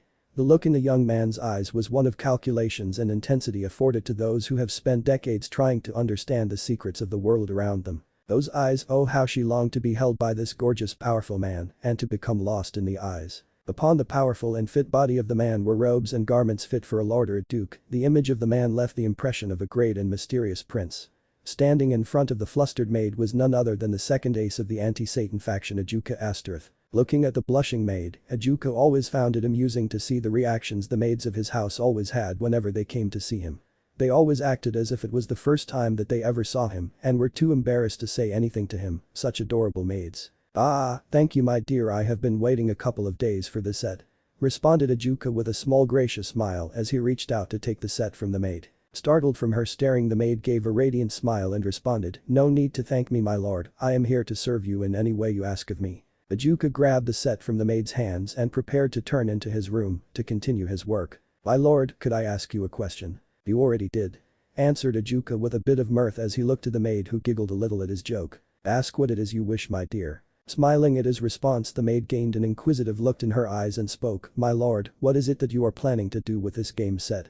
Everyone in the underworld knows of your fascination with inventing and creating, and I've been curious to understand what it is you plan to do with that chess set." Ajuka's hobby was no secret to anyone within the underworld. Even in the Astareth clan over the years, everyone started to become more and more amazed by the ingenuity of Ajuka and all of his inventions and ideas. The second ace gained a whimsical, mysterious smile as he looked at the chess set for a moment. She could see it, the intelligence, the ideas, the ingenuity, she could see it all pass through the heir's eyes as he looked upon the set as if it was his greatest achievement yet to be brought into this world. Whatever it was that the young master had in mind, it would be something that shook the underworld and possibly all other worlds to their very foundations. "Just some minor ideas I have swimming about in my head, do not think on it too much, in time it will be revealed to the world," finished Ajuka with a mysterious smile as he receded into his room and closed the door. The young maid turned around, aiming to return to her work. Satan's, being in the presence of that man, always intrigued her body and her mind to their peak levels. It was sinful for a man to be so stimulating without even making an iota of physical contact. Ajuka placed the set down on his work desk as he opened the box up and pulled out the king piece and stared at it as if it contained all the secrets. This idea, it was groundbreaking in theory and was quite simple to put into application. He had done the calculations, he mapped out the pros and cons of the idea, gone over the political, social, psychological, and even the philosophical impact this idea would have on the world. It was the key to saving their species no matter how the purists thought or believed, this was the best and most efficient way. Now, I must find a way to gain a meeting with Lord Aegir's. It wasn't easy to gain a meeting with the Archduke of the Underworld, especially being of merely a duke household. But, with the idea Ajuka had in mind, he was confident that he would be able to gain such a meeting and gain the materials needed. Pausing in his ponderings, the green-haired super devil looked out the window of his room. Something isn't right. Just as the thought passed through Ajuka's mind, he noticed the sky was pulsating red in vengeance in one specific area. The Dragon Mountains within the Grimory territory, Cices must be fighting Tannen this time. The heir of Astareth knew of his best friend's hobby of fighting dragons. Cices was always a little battle hungry, he could always feel the energy released by the dragons and by Cices. Some battles were so intense that the released energy painted the picture of how the fight went, the moves used, the strategies implemented, the victor and the defeated. But this time it felt as if Cices' energy was being blocked by a barrier of some kind, and in these times, that was anxiety-inducing to the ace. I should go and see who has pushed Cices to such lengths. The power of time had no effect on devils, its aggressive embrace did nothing to dampen the image of devils, unlike with humans. When time placed its finger upon a human, it was evident upon their bodies, time was a vicious reminder of vain humility to humanity. In terms of devils, time wasn't so rough upon their bodies, time embraced and caressed the devil form, allowing some more vain privileges to experienced. None knew this truth more than the stunning Venelana Grimory, a devil of pure grace and jaw-dropping beauty. Standing at an impressive 5'8" with short brown hair that reached to the middle of her back with loose bangs falling all over her forehead. The Duchess of the Grimory had perfect alabaster skin that glowed with beauty and time-defying grace. Her eyes were a powerful violet that held kindness and the warmth of a mother who would do all she needed to protect her family. She was slim in size, but gifted with curves befitting a devil woman, a generous bust and bountiful ass that her husband couldn't get enough of. On her lithe body was a pure white dress with stitching on the bottom perimeter that was pure black, on her toned and shapely legs were gray-colored stockings with gray-colored heels to match. At the current moment, the Duchess of the Grimoire was annoyed. She sent one of her personal maids to go and fetch her only son. 2 hours have passed and she hasn't received any word from her maid on the whereabouts of her son. Now if there is one consistent rule among the Grimoire household, it is to never keep Venelana waiting no matter the circumstance. Hell hath no fury like Venelana when her patience has been tested and exhausted. All within the manor knew this rule, that's why when she walked throughout the manor with a gentle smile upon her gorgeous face, everyone hid and cowered.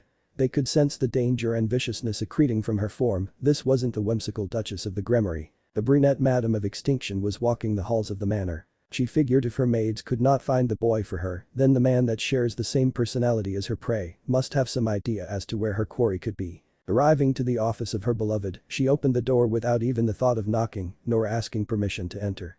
This was her manner. She did not need permission to enter into a room that is as much hers as her husband's. Who was going to question her right to move about this manor as she saw fit? She was destruction's queen, the Duchess of Extinction. None would dare challenge her, especially in her own home. Entering into the room she came upon the handsome smiling face of her beloved Cices. The man looked to be the spitting image of her son, only with longer hair and a short bit of red stubble upon his chin. This gorgeous man and that smile captured her heart the first time she met him all those centuries ago and gifted her with a beautiful son and hopefully another child in the future. But enough with the reminiscing. At the moment she has some business that must be addressed. "Hello dear," spoke Venelana upon entering the office and taking a seat in front of her husband's desk. Smiling upon seeing his wife, Cices spoke, "Hello my love, you look absolutely stunning today." It was the truth in his eyes. She was breathtaking every time he saw her, and he could never get enough of looking into those beautiful violet orbs. Smiling at the compliment, the man always knew how to butter her up and put a smile on her face. "Oh stop, you said that when I woke you up this morning." Standing up and walking to the front of his desk, he sat on the desk and held his beloved wife's hands and spoke, and it was as much the truth then as it is now.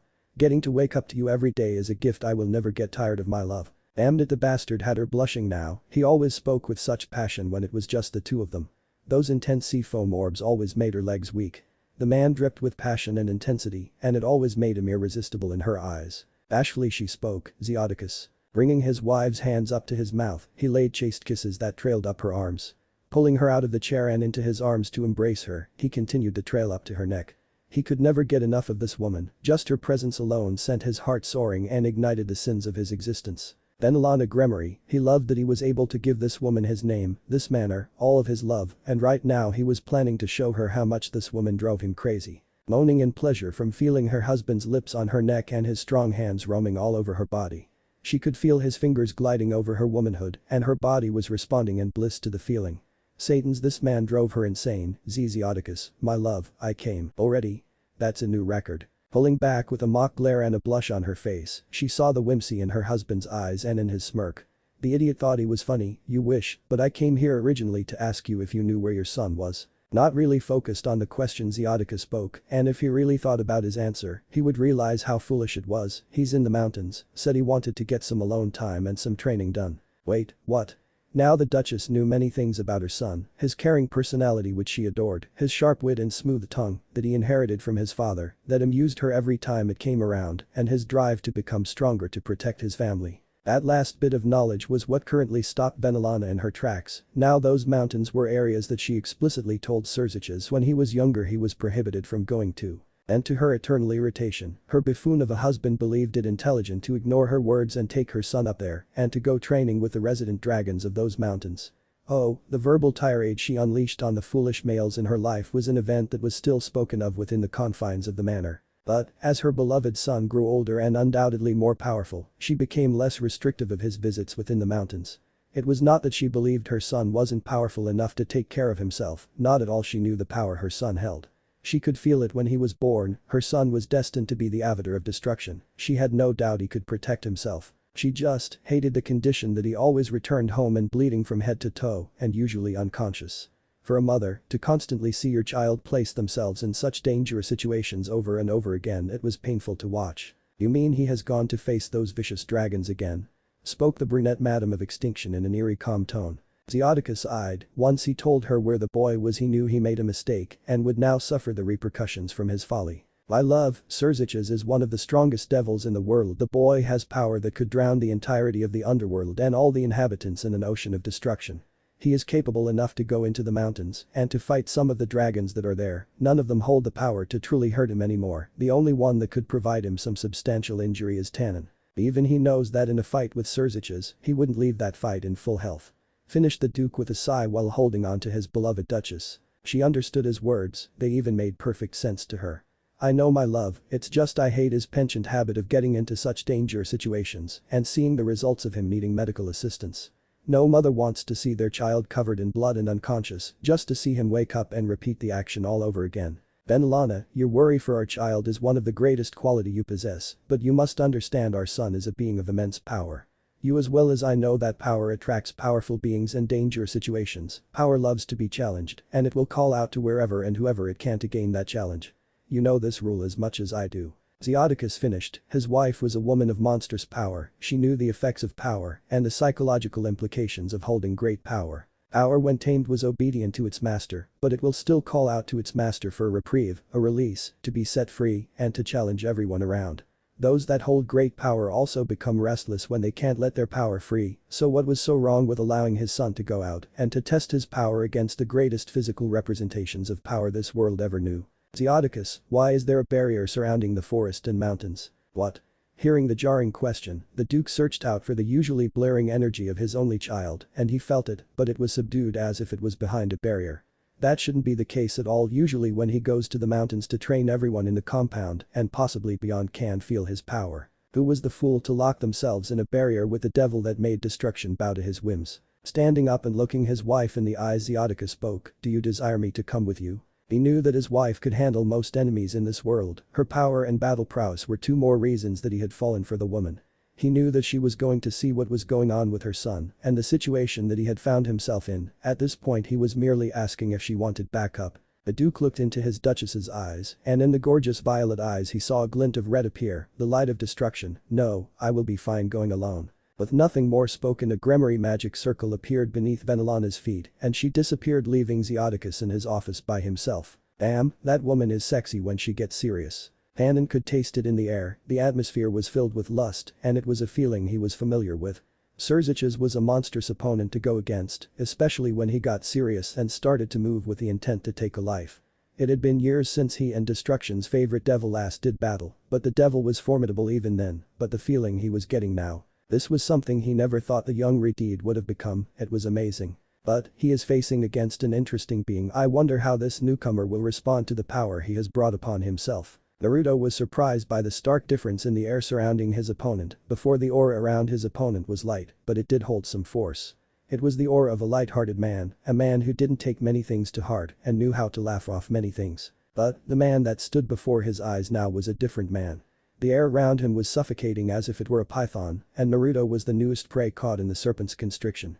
Naruto could see it in Cices' eyes. The devil wanted his blood to be spilled upon these mountains, he desired to paint the mountains crimson. The devil disappeared. But before the thought could finish, Cices was in front of Naruto, delivering a debilitating punch to the stomach of the hybrid. Ah! Bits of spit and blood left Naruto's mouth as Cices retracted his fist and continued his brutal assault.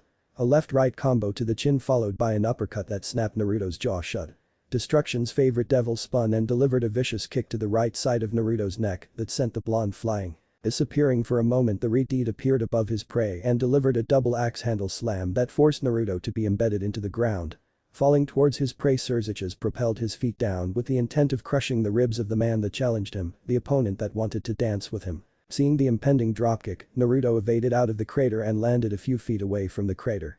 Cices halted his descent with the help of his wings and a little magic. He floated for a moment, staring at Naruto's crouched form. The blonde was pointing at him for some reason. Zero, hollow flash. The concentrated beam of orange energy shot towards the devil's floating form with a ravenous speed aimed at his heart. Cices erected a magical shield to deflect the energy beam. Quickly he spun around, coming face to face with a surprised Naruto. Raising his hand, Cices released his own concentrated beam of destructive energy that blasted Naruto away and rolling on the ground. Cices lightly touched back on the ground and waited. He was quite patient in his approach to combat. It was good to allow his energy a chance to calm itself and slowly become accustomed to the battle after being raised to such a level so rapidly. Sensing an increase in energy, the Redeed looked to the dust cloud that was formed from the movement of his opponent's unwillingly departure. Suddenly from the cloud a stream of lighting struck out, straining his red eyes. Cices was surprised to see what looked to be a wolf made of lighting with its own blistering red eyes. The maw of the elemental beast similar in color to its eye, and the beast moved with a vengeance towards him. Raising his hand, Cices launched a ball of destruction towards the beast to dispel and offset the conjuring of this creature. Suddenly the beast dodged the ball and lunged at the air, surprising him with the swift and sudden movements. Moving to evade the beast, the ace watched how the monster of lighting moved as if it were sentient. Enough of this beast. Cices charged forward towards the beast and waited until the lighting entity opened its mouth to electrify him. Commanding destruction, Cices allowed the beast to bite his arm, but he received no damage as his arm was covered in volatile energy that didn't like to be bitten. In a shower of sparks the electric wolf was destroyed. With vengeful speed Naruto shot at his opponent with blue lighting crackling around his claw-like right hand. Rage Tsuga, lightning beast tracking fang. From Naruto's hand, another wolf of lighting was brought to life ready to strike the enemy of its master. So the beast is connected to him and he controls it from his hand. With that information Cices charged towards his incoming opponent, calling upon his masterful expertise in magic and used the wind to create a screen of dust blinding Naruto. Moving quickly Cices struck Naruto quickly 3 times and sent him flying away while managing to sever the connection he had to his beast. Using some more wind Cices blasted his created screen away and watched his opponent stand back up and seeing the cuts and blood dripping from his mouth. Calmly Cices spoke, "I know this isn't all that you can do. How much longer must I beat you before you become serious?" Hearing none of it, Naruto struck once more with a flurry of fists, aiming to break the bones of his opponent. Moving about the punches Cices only struck in well-timed counters to blows thrown at him. Parrying a fist he laid an elbow into Naruto's sternum. Stunned was the hybrid and soon forced to drop to one knee after having one leg kicked out from under him. With vicious strike Cices struck Naruto violently. Every strike delivered to the hybrid's chest or face were executed with murderous intent. Cices felt the blood of his opponent splash on his knuckles as he dealt a deliberate fist to the jaw of the hybrid. To anyone who was watching the fight from this point would say that this was a brutal beating created from vengeance. Having enough of his bleeding opponent, Cices charged energy through his right leg and kicked Naruto in his chest, sending him crashing away, creating a long trail of debris, leaving a crater in the side of a giant rock. Cices waited calmly, his energy was singing throughout his body, it was begging him to destroy the man that challenged him. It whispered of annihilating this fool who dared to challenge him and to give such a poor performance. He almost listened to his power. The temptation to give in and allow his energy to take control, erase his opponent from this battle. But he knew there was more to his opponent. His mind told him to wait and see what his opponent had up his sleeve. The son of Venelana and Zeodicus waited patiently and looked at his downed opponent. He could see blood drip from his mouth and head. Blood was seen all on the man's clothing and even inside his clothes, staining them. The ace watched as his opponent slowly stood up and stood in a strong stance and spit out some blood. His instincts were right, his opponent has some fight left. "Do you wish to continue, Naruto?" Hearing the question, Naruto wiped the blood from his face and took a deep breath. Cices had made this fight much more interesting and he was even striking with killer intent. Each blow bathed in murderous lust. It showed Naruto that the man he was facing was nothing short of a monster.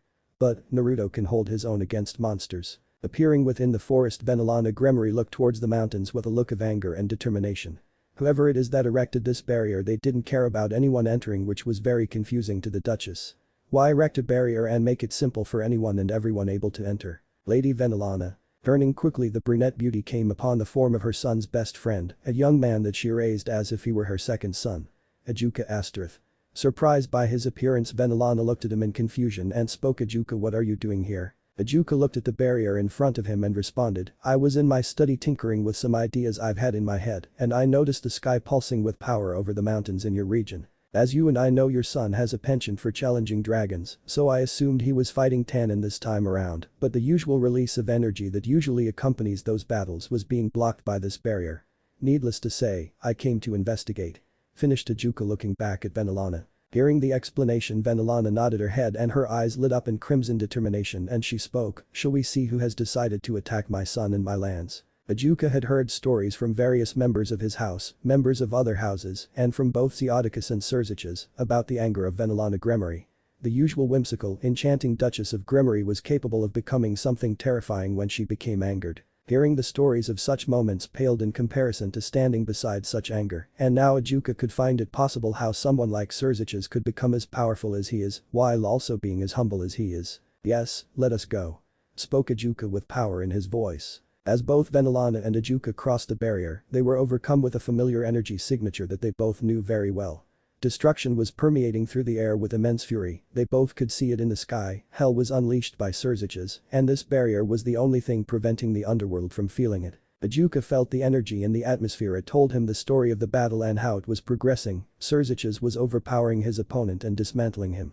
The unknown energy source was diminutive in stature compared to Cices, it was confusing honestly. Why would you raise your power so high for an opponent of such a level? Cices. Then Alana looked to the mountains and saw a purple dragon flying in the direction where the energy signatures were originating from.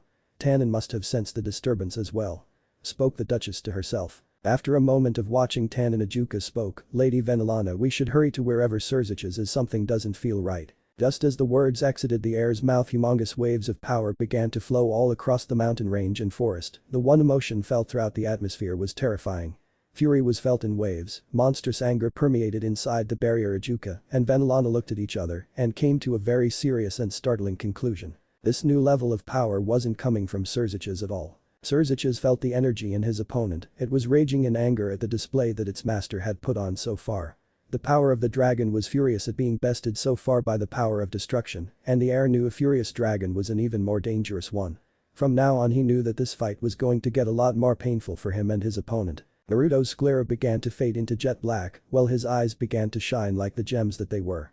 Pulses of energy were being released from his body as the gift of the phoenix began to heal the wounds scattered throughout his body. His once fatigued but powerful stance began to change, he looked to be gaining energy. Just as it did with Cices' display, the mountains began to shake in response to the increase in energy. The devil's crimson eyes could see it, he could feel the power his opponent still had left inside of him.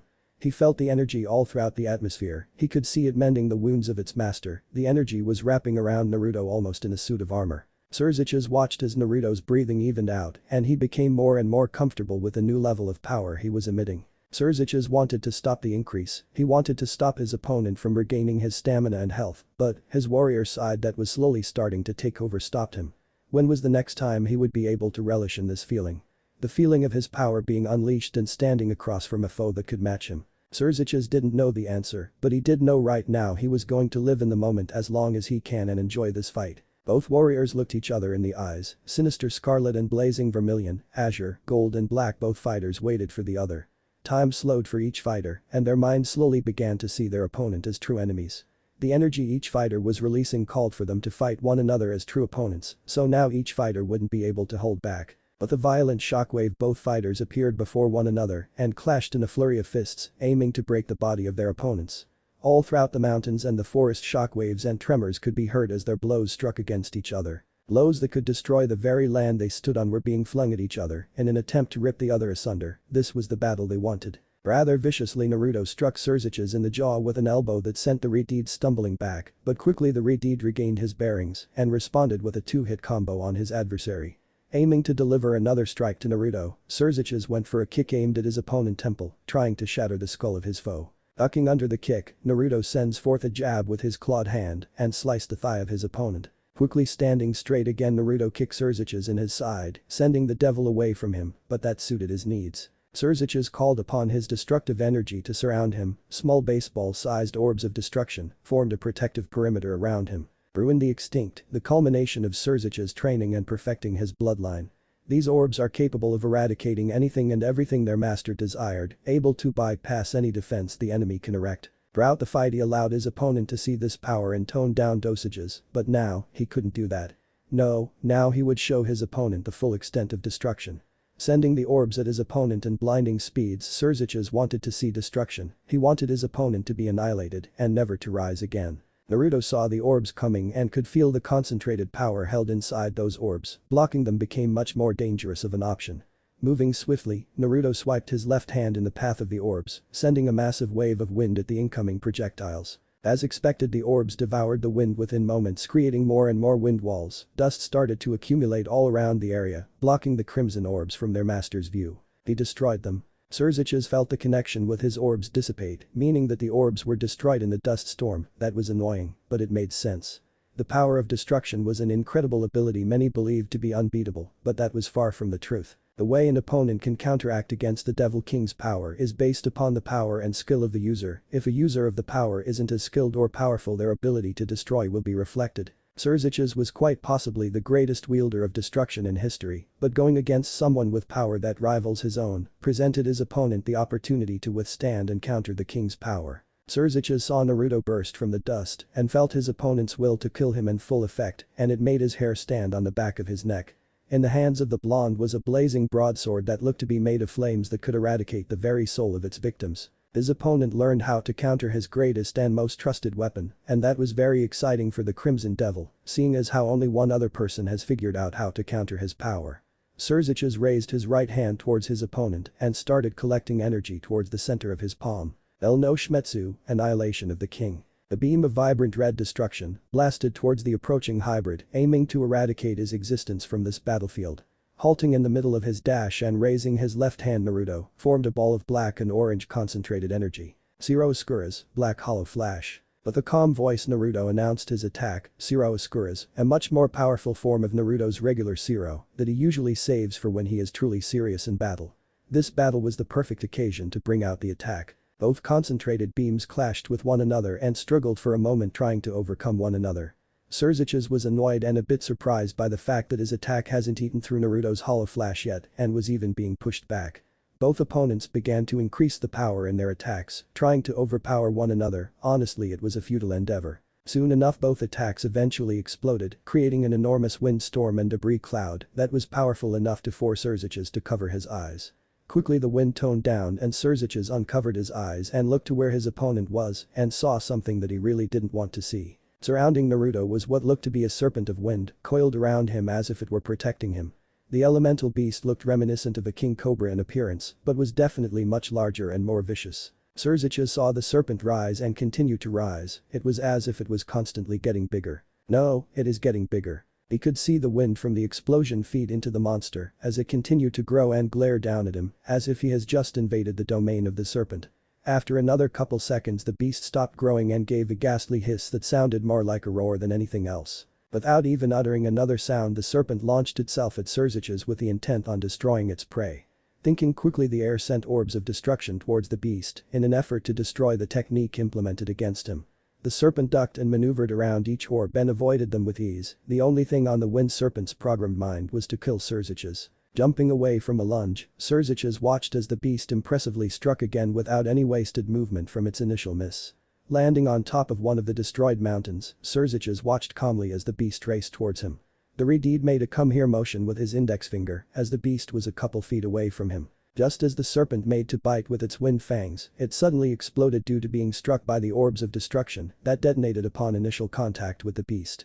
Hurricane force winds were released in the ensuing explosion, slicing into the Redeed, causing some of his demonic blood to fall upon his garments. Soon enough Cices saw a stream of fire heading towards him, and he remembered the first time his opponent combined those two complementary elements together. Thinking quickly, the Master of Destruction decided to display his skill in other magical fields and created a gigantic stream of water from his mouth to try and reduce the power of the flames coming towards him, while simultaneously erecting a barrier of destructive energy to protect him from the inevitability that would occur. Like predicted, the combination of phoenix and dragon flames was only held up for a moment before the flames obliterated the stream of water and struck the wind sphere.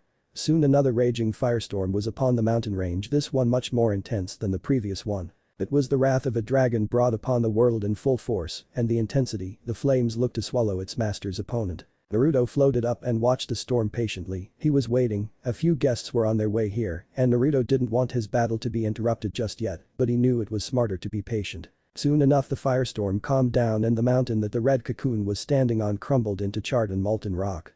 Slowly the cocoon dispersed and revealed Cices sweating a bit with his wings out, staying in the air. He looked at his opponent for a moment and spoke, "You seem to have sensed something." Naruto looked at Cices and nodded in response, "Hi, it seems we have few guests on their way here at the moment." Cices looked to his left and saw the flying form of Tannen approach and landed a little bit away from the two floating combatants. Cices smiled upon seeing his old training and sparring partner once again. It was always nice to see the former Dragon King. Naruto on the other hand looked at the dragon in interest. He knew the legend of this dragon, one of the former 5 kings that roamed the world, the warrior of the 5, the Blaze Meteor Dragon. "Tannen, it's good to see you again, my friend. Is there something you need at the current moment, because I am in the middle of something rather important?" Spoke the heir in a friendly tone as if he wasn't in the middle of a rather intense battle. Likewise, it is good to see you again as well, Cices, and I see that you are. I could feel the energy that was released between you two back in my den. Spoke the purple dragon in a conversational tone. Finally, a dragon has appeared after all of the energy that we both have released. I was beginning to wonder if this mountain range was named after dragons only because it would sound appealing. Spoke Naruto as he turned his head towards the former king with respect and calmness showing in his powerful eyes. Tannen looked to the newest voice that spoke in response to his appearance and was hit with a strange wave of nostalgia. The aura of power that he felt emanating off of this young one was familiar to him, but he couldn't pinpoint exactly from where.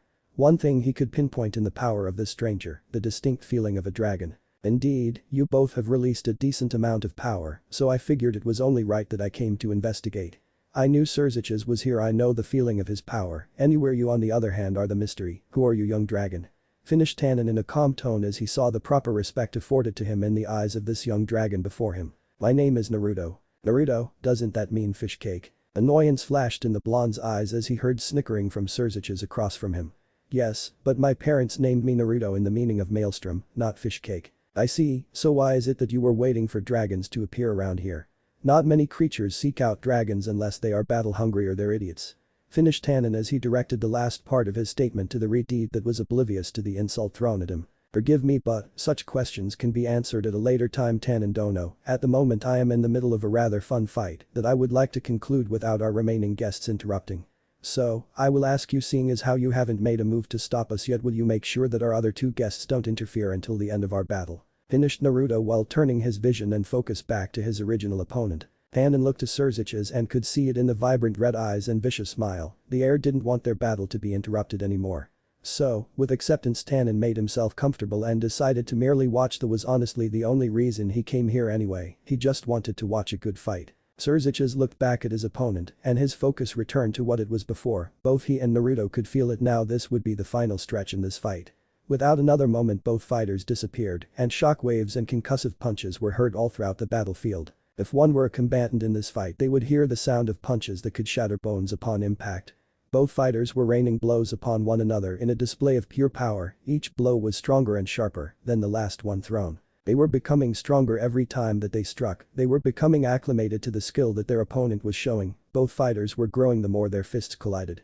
Steel was sharpening steel. Tannen could feel the vibrations left from their blows through the air and through the ground. Both competitors' power and force were felt.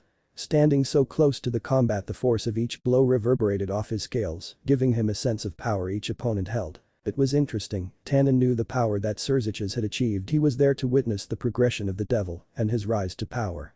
But for this newcomer to appear out of nowhere and possess such power and skill, it sparked his curiosity. Where did this man come from and who was it that cultivated such power within him? It seems they arrived. Thought the former king as he could sense the last two guests arrive as both competitors suddenly backed away from each other. Cices summoned magic seals to surround his levitating opponent and from each seal lightning struck with vengeance. Moving quickly, Naruto utilized aerial acrobatics to avoid each bolt that was sent towards him. The seals continued to reposition themselves around him as he looked for a way to reverse the situation he found himself in. The super devil manipulated the seals with his left hand as his right hand charged a large concentration of destruction in his hand, much more concentrated than any other he has used so far. Naruto sensed the rise in energy and looked at his opponent preparing to stop him before the redeed could do whatever it is that he had in mind. This was where he made a crucial mistake. Just as he prepared to accelerate to his opponent, he was suddenly struck in the spine by a powerful bolt of lightning from a seal in his blind spot. More and more the seals began to strike him with lightning. Now being a master of lightning, the damage the element could have dealt was reduced, but receiving consecutive strikes were damaging in their own right. Paralyzed by multiple bolts and grunting in pain, Naruto looked gather his mental bearings to look up just in time to see his opponent fired a dark red almost black bolt of destruction towards him. Zetsumetsu no Sut, Star of Extinction. Speeding towards him, Naruto could do nothing as electricity stunned his body and a ball of destruction struck him square in the chest and detonated. Boom. A massive shockwave erupted from the explosion. The power from the blast launched some boulders away from the battle and even uprooted some trees from the ground. Streaks of residual lighting and destructive energy began lashing around, chaotically striking everything in and around the battlefield, no matter who or what it was. Tannen had to shield himself from an errant streak of lighting that struck the ground in front of him, raising a giant cloud of smoke and debris. The newly arrived Benelana created a barrier around herself and Ajuka, deflecting away errant streams of lightning and destruction. Soon enough the display ended and the dust from the initial explosion dissipated to reveal a heavily damaged and panting Naruto. His kimono was burnt away, leaving his upper body bare for all to see. His body was inhabited by bruises, burn marks and slices dripping blood, showing testament to the level of abuse he and Cices inflicted on one another. You used a good amount of energy to counteract the effects of the lightning and protect yourself from that orb of destruction. Spoke the Redeed as he stared at his panting opponent. Taking a moment, Naruto spoke, yeah, it was either protect myself or become a charred corpse. I think you can understand my decision, Cices. Inhaling some much-needed air, Naruto righted himself and lowered himself to the ground while looking up at his opponent. Cices followed suit and landed on the ground calmly and looked at his opponent once more. It was interesting to him. He could see the wounds that Naruto received were healing themselves, albeit at a slow rate, but healing nonetheless. It just raised more questions of the lineage of the man before him. What race did he belong to, and how is it that he stayed in secrecy for so long? But for now, it was time to finish this battle. No matter how much he healed, it wouldn't be enough. The super devil would make sure of that. Cices behind you. Looking to where he heard the shout, Cices saw his mother with her hands cupped over her mouth and confused by her appearance and shout. Cices heeded the words, and just as he prepared to turn around he was locked in a full Nelson. What the? Looking behind, imagine his surprise on seeing a carbon copy of his opponent locking him into a full Nelson. He made a fucking clone in the midst of all the chaos from my last attack. Sneaky bastard. You used lighting against me, so it is only right that I return the favor. Once the statement was finished, electricity was emitted from the clone's body, electrocuting Cices. GHH. Damn it. I have to help him. Thought Venelana with anger and vengeance in her eyes, and with that same vengeance she made a move to enter into the battle. But before she could move even an inch, a long purple tail slammed in front of her, halting any movement that she planned. Looking to the dragon that dared to halt her from helping her son, Venelana's eyes shone with red ferocity. Move your tail out of my way before I erase it and you along with it. Spoke Venelana with motherly fury in her voice. Tannen looked at the woman for a moment and registered the words she spoke to him. His pride felt insulted that she felt she was capable of accomplishing such a feat. Make no mistake, woman, I am no mere dragon that inhabits these mountains. I was one of the 5 great kings for a reason, and I can easily show you that reason. Spoke Tannen in an aggressive tone as he looked down at the Duchess that had the nerve to threaten his existence. Venelana continued to stare at Tannen in the eye and finally spoke, then why is it that you have stopped me from helping my son? For the reason that your son has asked me to not allow any more interruptions to his battle. Besides, this fight will end soon. Both fighters won't be able to continue this much longer without causing commotion all over the underworld. That's why Ajuka has yet to step in and help his best friend. Finished Tannen as he returned his eyes back to the fight at hand. Venelana looked to Ajuka and saw that Tannen was correct in his observation as Ajuka looked at her for a moment and conveyed the confirmation with his eyes. Resigning herself to kill the intruder, her son, Ajuka, Tannen and even her jackass of a husband, Venelana waited patiently with her eyes ablaze with destructive anger. Cices was tired of being electrocuted, so in response, he released a considerable amount of destructive energy in the direction of the clone. Needless to say, the clone was eradicated from existence and the ace was no longer being encased in electricity. Panting slightly, the super devil looked up to the hand of his opponent raised only a few feet away from his face, and all it did was raise warning signs all throughout his body. Hirikjekizoku Shinton Rame, flying dragon striking heaven, shaking thunder cannon. From the hybrid's hand, a gigantic beam of blue electrical energy was fired at Cices at point-blank range, enshrouding his form entirely. The beam continued on, ripping through mountains like a hot knife through butter. The energy released was the greatest amount released so far by either combatant. Hirikjekizoku Shinton Rame, one of Naruto's strongest and personal favorite techniques that he has in his arsenal. He developed the concept for the technique after watching some of the past battles that Death was a part of during his days as a hunter. The technique was always glorious for Naruto to watch, but sadly, he couldn't get the chance to admire the results from his beloved attack. An explosion of debris into the air showed itself to be Cices looking worse for wear after experiencing the destructive power of that attack. His noble clothing was burnt in parts, exposing his skin, smoke lightly wafted off his body, and he panted, showing the effects that the attack had on his body. Don't you think it's a bit petty of you to use consecutive lighting attacks after I just used them, Naruto? Questioned Cices with annoyance showing in his red eyes. Naruto shrugged his shoulders in response, I'm a petty man, Cices. Both fighters were on their last legs, and they both knew it. No matter the facade they tried to put on, if they continued this fight anymore, then the entire underworld would be destroyed in the aftermath. Neither combatant wanted to enter into that reservoir of power in this fight. There was no true need to step into that realm. Both Naruto and Cices relayed the message with their eyes. This is my final attack. Cices lowered himself down to the ground and launched himself at Naruto at his fastest speed. Naruto didn't wait as he immediately responded in kind to meet his foe. The eyes of Tannen, Benelana and even Ajuka both simply disappeared from their fields of vision, which was terrifying in thought. All three of these individuals were beings of immense power and battle prowess.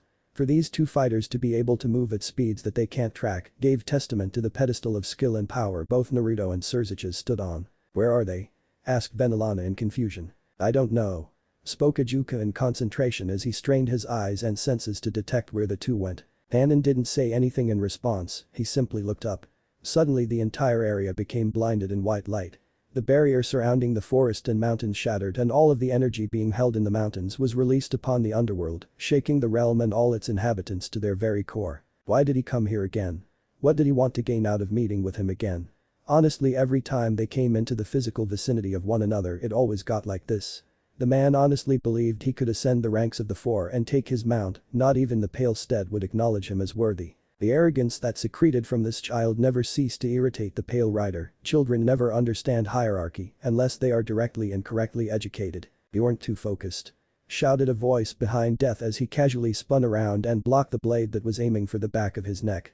Why do people believe that swinging a sword and yelling is an efficient way to attack someone? In response to the attack, Death snapped off a powerful kick that sent his assailant far away from him. To anyone below the ranks of the four, then a kick of that power could do some serious damage.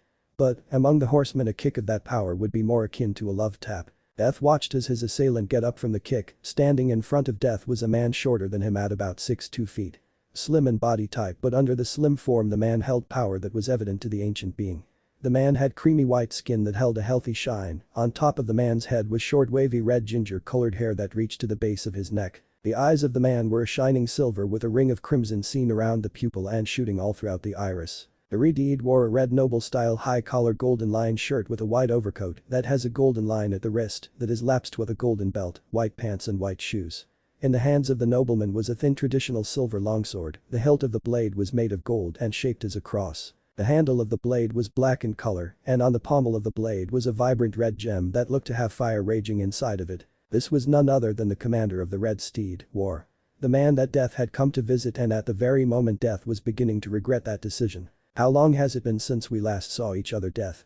questioned War with a smile upon his handsome face while looking to the greatest of the four. For War, whenever he got the chance to stand across from Death, it always gave him a rush of pure excitement.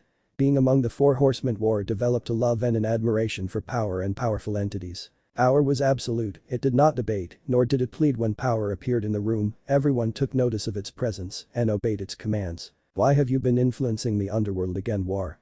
It was annoying enough the first time," spoke Death while staring at War. Smiling at the response, War tightened his grip on his blade and appeared in front of Death with his longsword poised to stab the ancient rider.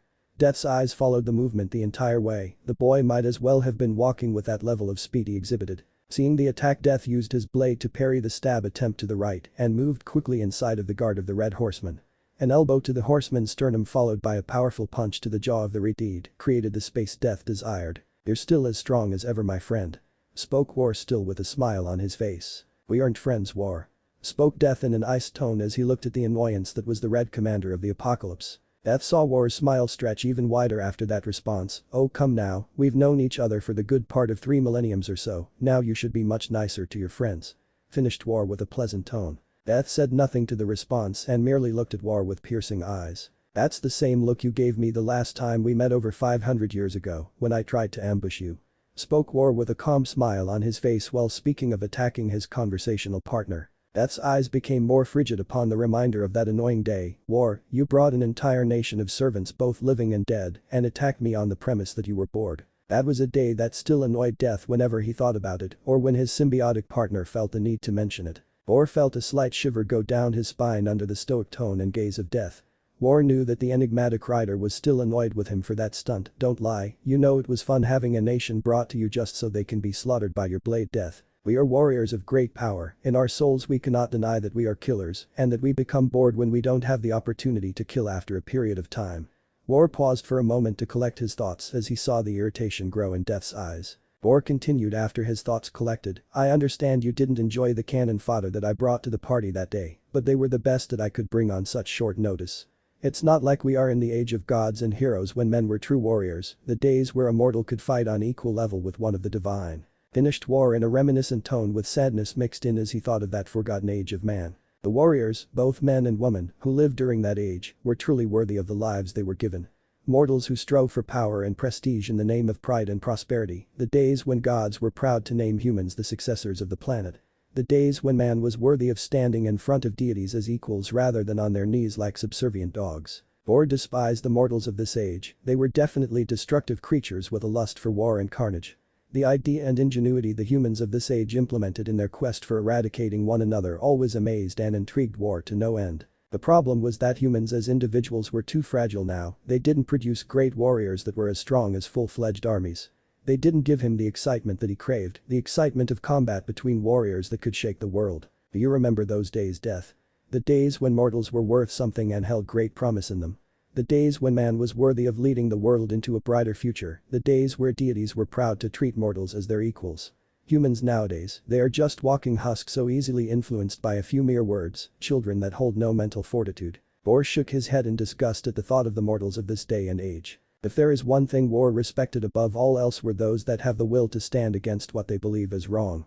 Those that are easily manipulated did nothing but disgust War as they are nothing more than disposable pieces. Death processed the words of War, and part of him agreed with the Red Commander's sentiments. Humans nowadays were quite annoying creatures.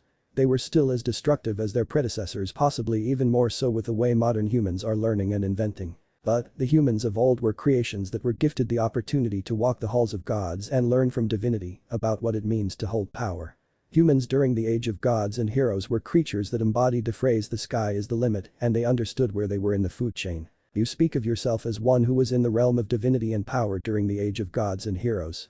During the golden age you were the same as the humans you speak so ill of now. War tensed upon hearing the words of Death, to be reminded of his past, always brought the same thunderous emotions out of War. Either Death didn't notice or didn't care was up to anyone's interpretation, but the Pale Rider continued his moment of voluntary education. Do you believe that simply because you have gained the title of War that everything you once were and everything that has happened to you is completely washed from your existence? Death paused a moment as his eyes gained a bit of a vermilion glow. The Red One could feel it, the rare moments where he and Death speak with one another, there is always a moment in the conversation where Death illuminates the gap that exists between the two riders. War is the concept of annihilating one's enemy in the name of prosperity, pride and progression of a people. To the victor goes the spoils. When a war is finished the victors wash away all remnants of the fallen that is not beneficial or ingenious in the eyes of the victor. You have washed away all traces of your previous self because you have won against War. Death paused for a moment. But, you can wash nothing away from the eyes of Death, I see all of it from the beginning to the end. War, you know that your intentions are not hidden from my eyes. Finished Death in a cold tone while looking at the child that stood before him. None could hide anything from Death, he was the constant that all met in the end. It is arrogant to believe that you could hide something from Death. War heard the words that Death spoke, but he also heard the underlying message, and that was the more important thing to understand. That boy is interesting, Death. Spoke War with a calm knowing smile on his face. Death said nothing in response, but his eyes slowly dimmed in their eerie glow, the area returned to its darker aura. War took that as a sign that he was allowed to continue with his thoughts, but he would have to become much more careful. Death wasn't a being that anyone should ever drop their guard around, only a fool drops their guard when they are in the den of a sleeping dragon. War continued, there are actually a few beings in this world that interest myself and the other two riders, Death, I've spoken with them. We have kept a good eye on a few of these mortals, but none more so than the one that you have taken under your darkened wings. You as well as I know that no matter who you are someone is always watching. Finished War with a calm smile as he looked at Death waiting to hear his response. Hearing the words didn't surprise Death at all, he has been on this planet long enough to know such a rule, but it was yet a rule that he hasn't taught to his pupil. Then again some things one must learn for themselves and understand the implications of those lessons. Death said nothing for a second, in due time that boy will begin his hunt. War smiled at the words, are you preparing him for his conquest, Death? Death began to walk towards War, the Red Rider felt his instinct screaming at him to raise his blade and strike. But, logic stopped him and he knew the message being displayed by Death's movement. Within a few strides Death stood shoulder to shoulder with the Red Rider. From War's own peripheral vision he could see the eerie red glow of Death once more, but this time it looked to encompass everything with so much intensity. That boy will come for all of us in his conquest, you and the other two riders will test him at specific points in the future. He wants to stand at the top of the world, I will illuminate the path for him and show him what it means to stand above the world. Finished death as the shine of his eyes blazed for one final moment and enwrapped the entire area in a blaze, and as soon as the light hit its apex, it disappeared along with death. Within the dark area all that was left was War with an eerie smile upon his face. "I hope your pupil is promising, Death." It was with those final words that War walked to his beloved steed, sheathing his long sword and mounting said horse, and rode away leaving behind the flames of war. It was carnage, the blood of both gods and men lay upon Gaia, and he didn't know what caused this massacre. The wind rushed across the field in a fury, the sky was covered from one horizon to the other in grey clouds. Rain fell from the heavens trying to cleanse its beloved earth, lightning struck with speed and precision, thunder followed with its angered howl. He knew something was wrong, he could feel it. Turning around he saw two gigantic beasts that loomed over the field, staring across one another in a showdown that looked to erase everything. The first of the two looked to be a strange amalgamation of creatures found all across the natural and supernatural realms. The body of the beast was that of a gorilla with two sets of thick arms that looked to be able to snap a dragon in half.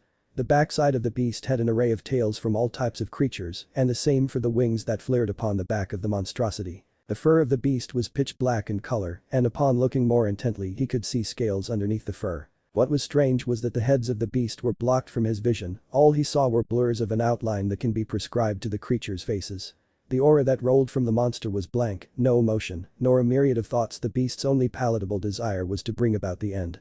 It was pure in a sense, the beast was pure in his desires, beliefs, ideals and rational. No matter what stood before it, he would be the end of all things. His field of vision shifted to the other beast, and once he looked he saw the eyes of a dragon staring back into his very own.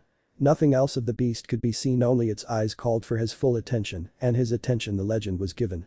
From the eyes of the beast he could see unbridled rage and hatred, but also burrowed underneath was sadness in the eyes of the dragon. The sadness in the eyes of that dragon made him feel so broken and in pain. He didn't understand why he felt so drawn and connected from looking into the eyes of this great creature.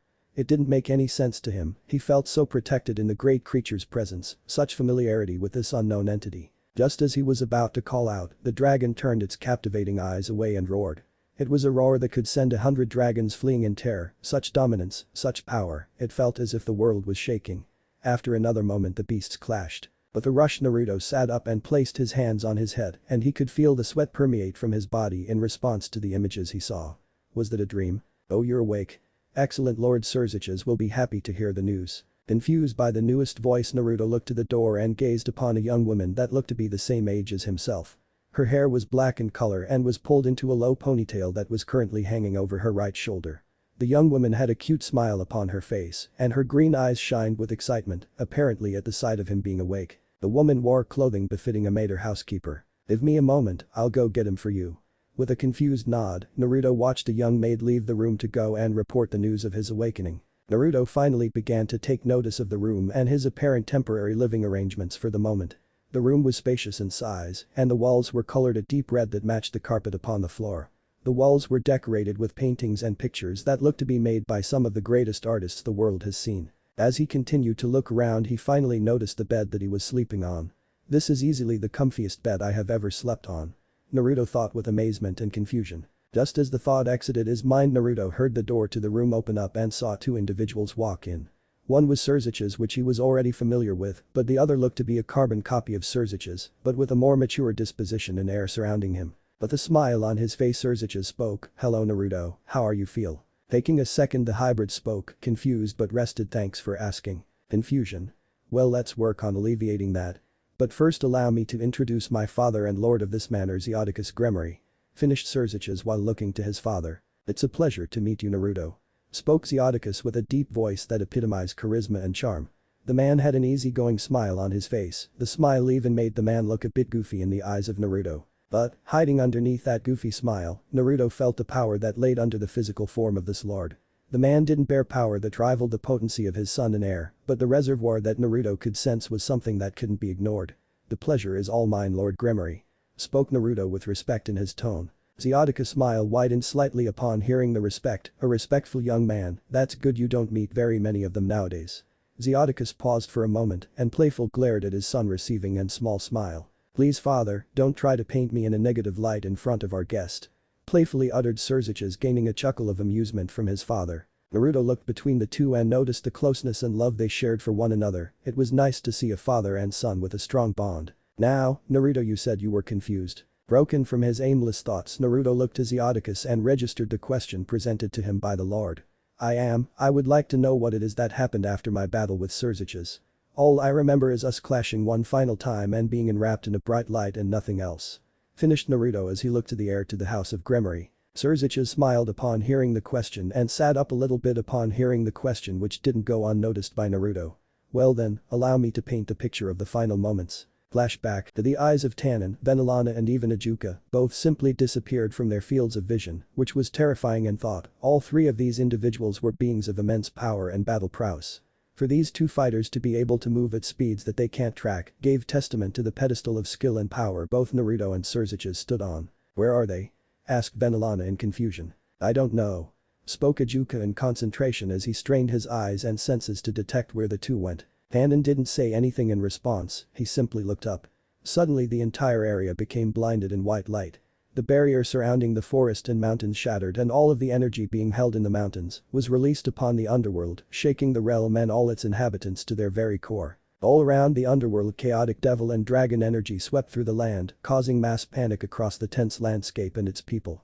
The mountain range shook from the power released and the resulting clash between the two great warriors who are fighting on a simple whim. Soon enough the effects of the final impact began to wind down and the three guests began to open their eyes from the fading bright light. The first to open their eyes was Ajuka. He was looking around at the carnage that followed the battle. All around the mountains were destroyed and broken to pieces. The trees all around were uprooted and thrown all about in a hazy fit. It was as if a natural disaster struck this range, but Ajuka knew better. This was the power of two warriors that could very well destroy the world with the power they held respectively. Looking ahead of himself, he saw both Cices and Naruto on the ground next to one another. Both of their chests were rising, indicating life. Just as he did, both Benelana and Tannen opened their eyes and took note of the damage inflicted upon the makeshift battlefield. Looking ahead, Benelana saw her son lying motionless on the ground and with a quickness she ran to her son and began checking him over. She could see blood stained upon his beautiful clothes and the burn marks all around his body. Cices looked like he went through hell, but he was still breathing. Seeing her baby so depleted and tired brought such pain to the Duchess. How dare this mongrel appear and cause her beloved child so much pain? With the blaze of vengeance in her eyes, Benelana looked to the body of her son's opponent, who was laying on the ground completely unconscious. In her hand an orb of destruction formed and aimed at the unconscious form of the perpetrator, the invader, the mongrel, the worthless existence that harmed her beloved child. Just as she prepared to fire her vengeance, once again a purple tail appeared in her field of vision, halting her from her desired course of action. The tail swiftly moved the body away from the raging mother and creating a good bit of distance and a wall between Benelana and her helpless prey. Damn it, Tannen. Move your fucking tail so I can destroy this intruder that has the gall to invade my territory and harm my son. We let you reside in our area to protect your kin, and now you defy me my right to revenge, spoke Benelana in a voice filled with anger and anguish. Calmly Tannen sat the body of Naruto on ground next to him and spoke, I can't let you destroy this child, Benelana. Why? Because this boy is a dragon and it will go against everything I stand for if I stand aside while you kill this hatchling in front of me when I know I could stop it. Finished Tannen in a simple response as he looked into Benelana's blazing eyes. Benelana, hearing the response, was only angered even more. If that's your response, then I will destroy both you and him. How dare you stand before me and protecting this intruder? I will eradicate you and that invader, I swear it. Benelana spoke with such venom and promises of death and destruction that Ajuka feared another battle between a dragon and destruction was imminent. Tannen spoke no words. The threat, that was the second time this woman threatened his existence, which is one too many times for him. With his eyes narrowing and bits of flames being released from his mouth, Tannen flexed his wings in preparation for combat against this woman. The disrespected Dragon King in such ways is unacceptable and repercussions must be taken and education must be given to such a foolish woman. The quiet, tired voice spoke, please. Don't fight, mother. Startled from her anger, Benelana looked down and saw her baby boy looking at her with exhausted seafoam blue-green eyes, those beautiful eyes. My baby, are you okay? Asked Benelana with concern and care present in her tone. Mother, please fulfill this request of mine, take Naruto to the mansion and allow him to rest. Spoke Cices in an exhausted voice. Benelana looked at Cices as if he just spoke blasphemy. No. I will not allow him into my manor after all that he has come here and done. How foolish could her child be to even suggest that to her? Cices only gave a tired smile and looked at her. Mother, trust me please, he is someone we can trust, he won't harm us, I promise you, and besides I won the bet. With that Cices faded into unconsciousness. Benelana, in confusion, frustration and begrudging acceptance, heeded the request from her beloved child even if she believed he was completely insane. Flashback end. And that is where we are now. Finished Cices with a calm smile as he looked at Naruto. He could see it in his previous opponent's eyes. Naruto was upset. After a moment Naruto spoke, "I lost." Cices looked at the young man for a moment and sensed something in that one statement which caused him to look at Cices for a moment. "You said something about a bet. Your mother was very adamant in her annoyance when telling me the situation." This made Cices' smile widen and Naruto's annoyance rise along with it. "Ah yes, the bet was should I win our contest, then Naruto here would come fight for our side in this upcoming war." Looking at his son Cices was trying to piece together the thought process his son had when making this bet. Cices always had faith in his son's judgment and believed him to be quite intelligent and had an uncanny ability to see opportunity in messy situations. It seems that ability is shining once more. How shameful of myself to be defeated. But, I am a man of my word and I will honor the bet we have made, Cices. In our next battle you won't win.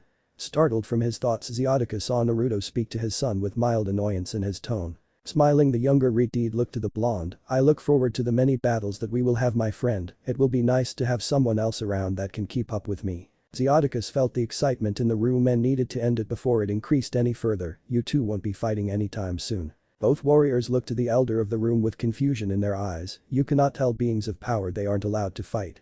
That's like telling a dog it can never bark when it hears someone at the door. It is foolish to say and even foolish to try to enforce. Do not give me any looks, you two." The amount of complaints and messages I received from the other houses is stupendous. I haven't even read through them all yet and don't even get me started on the hell I am receiving from your mother about the Cices. Cices has been having a rough few days. Cices sheepishly scratched his head at the amount of work and stress he has given his father with his most recent blunder in judgment.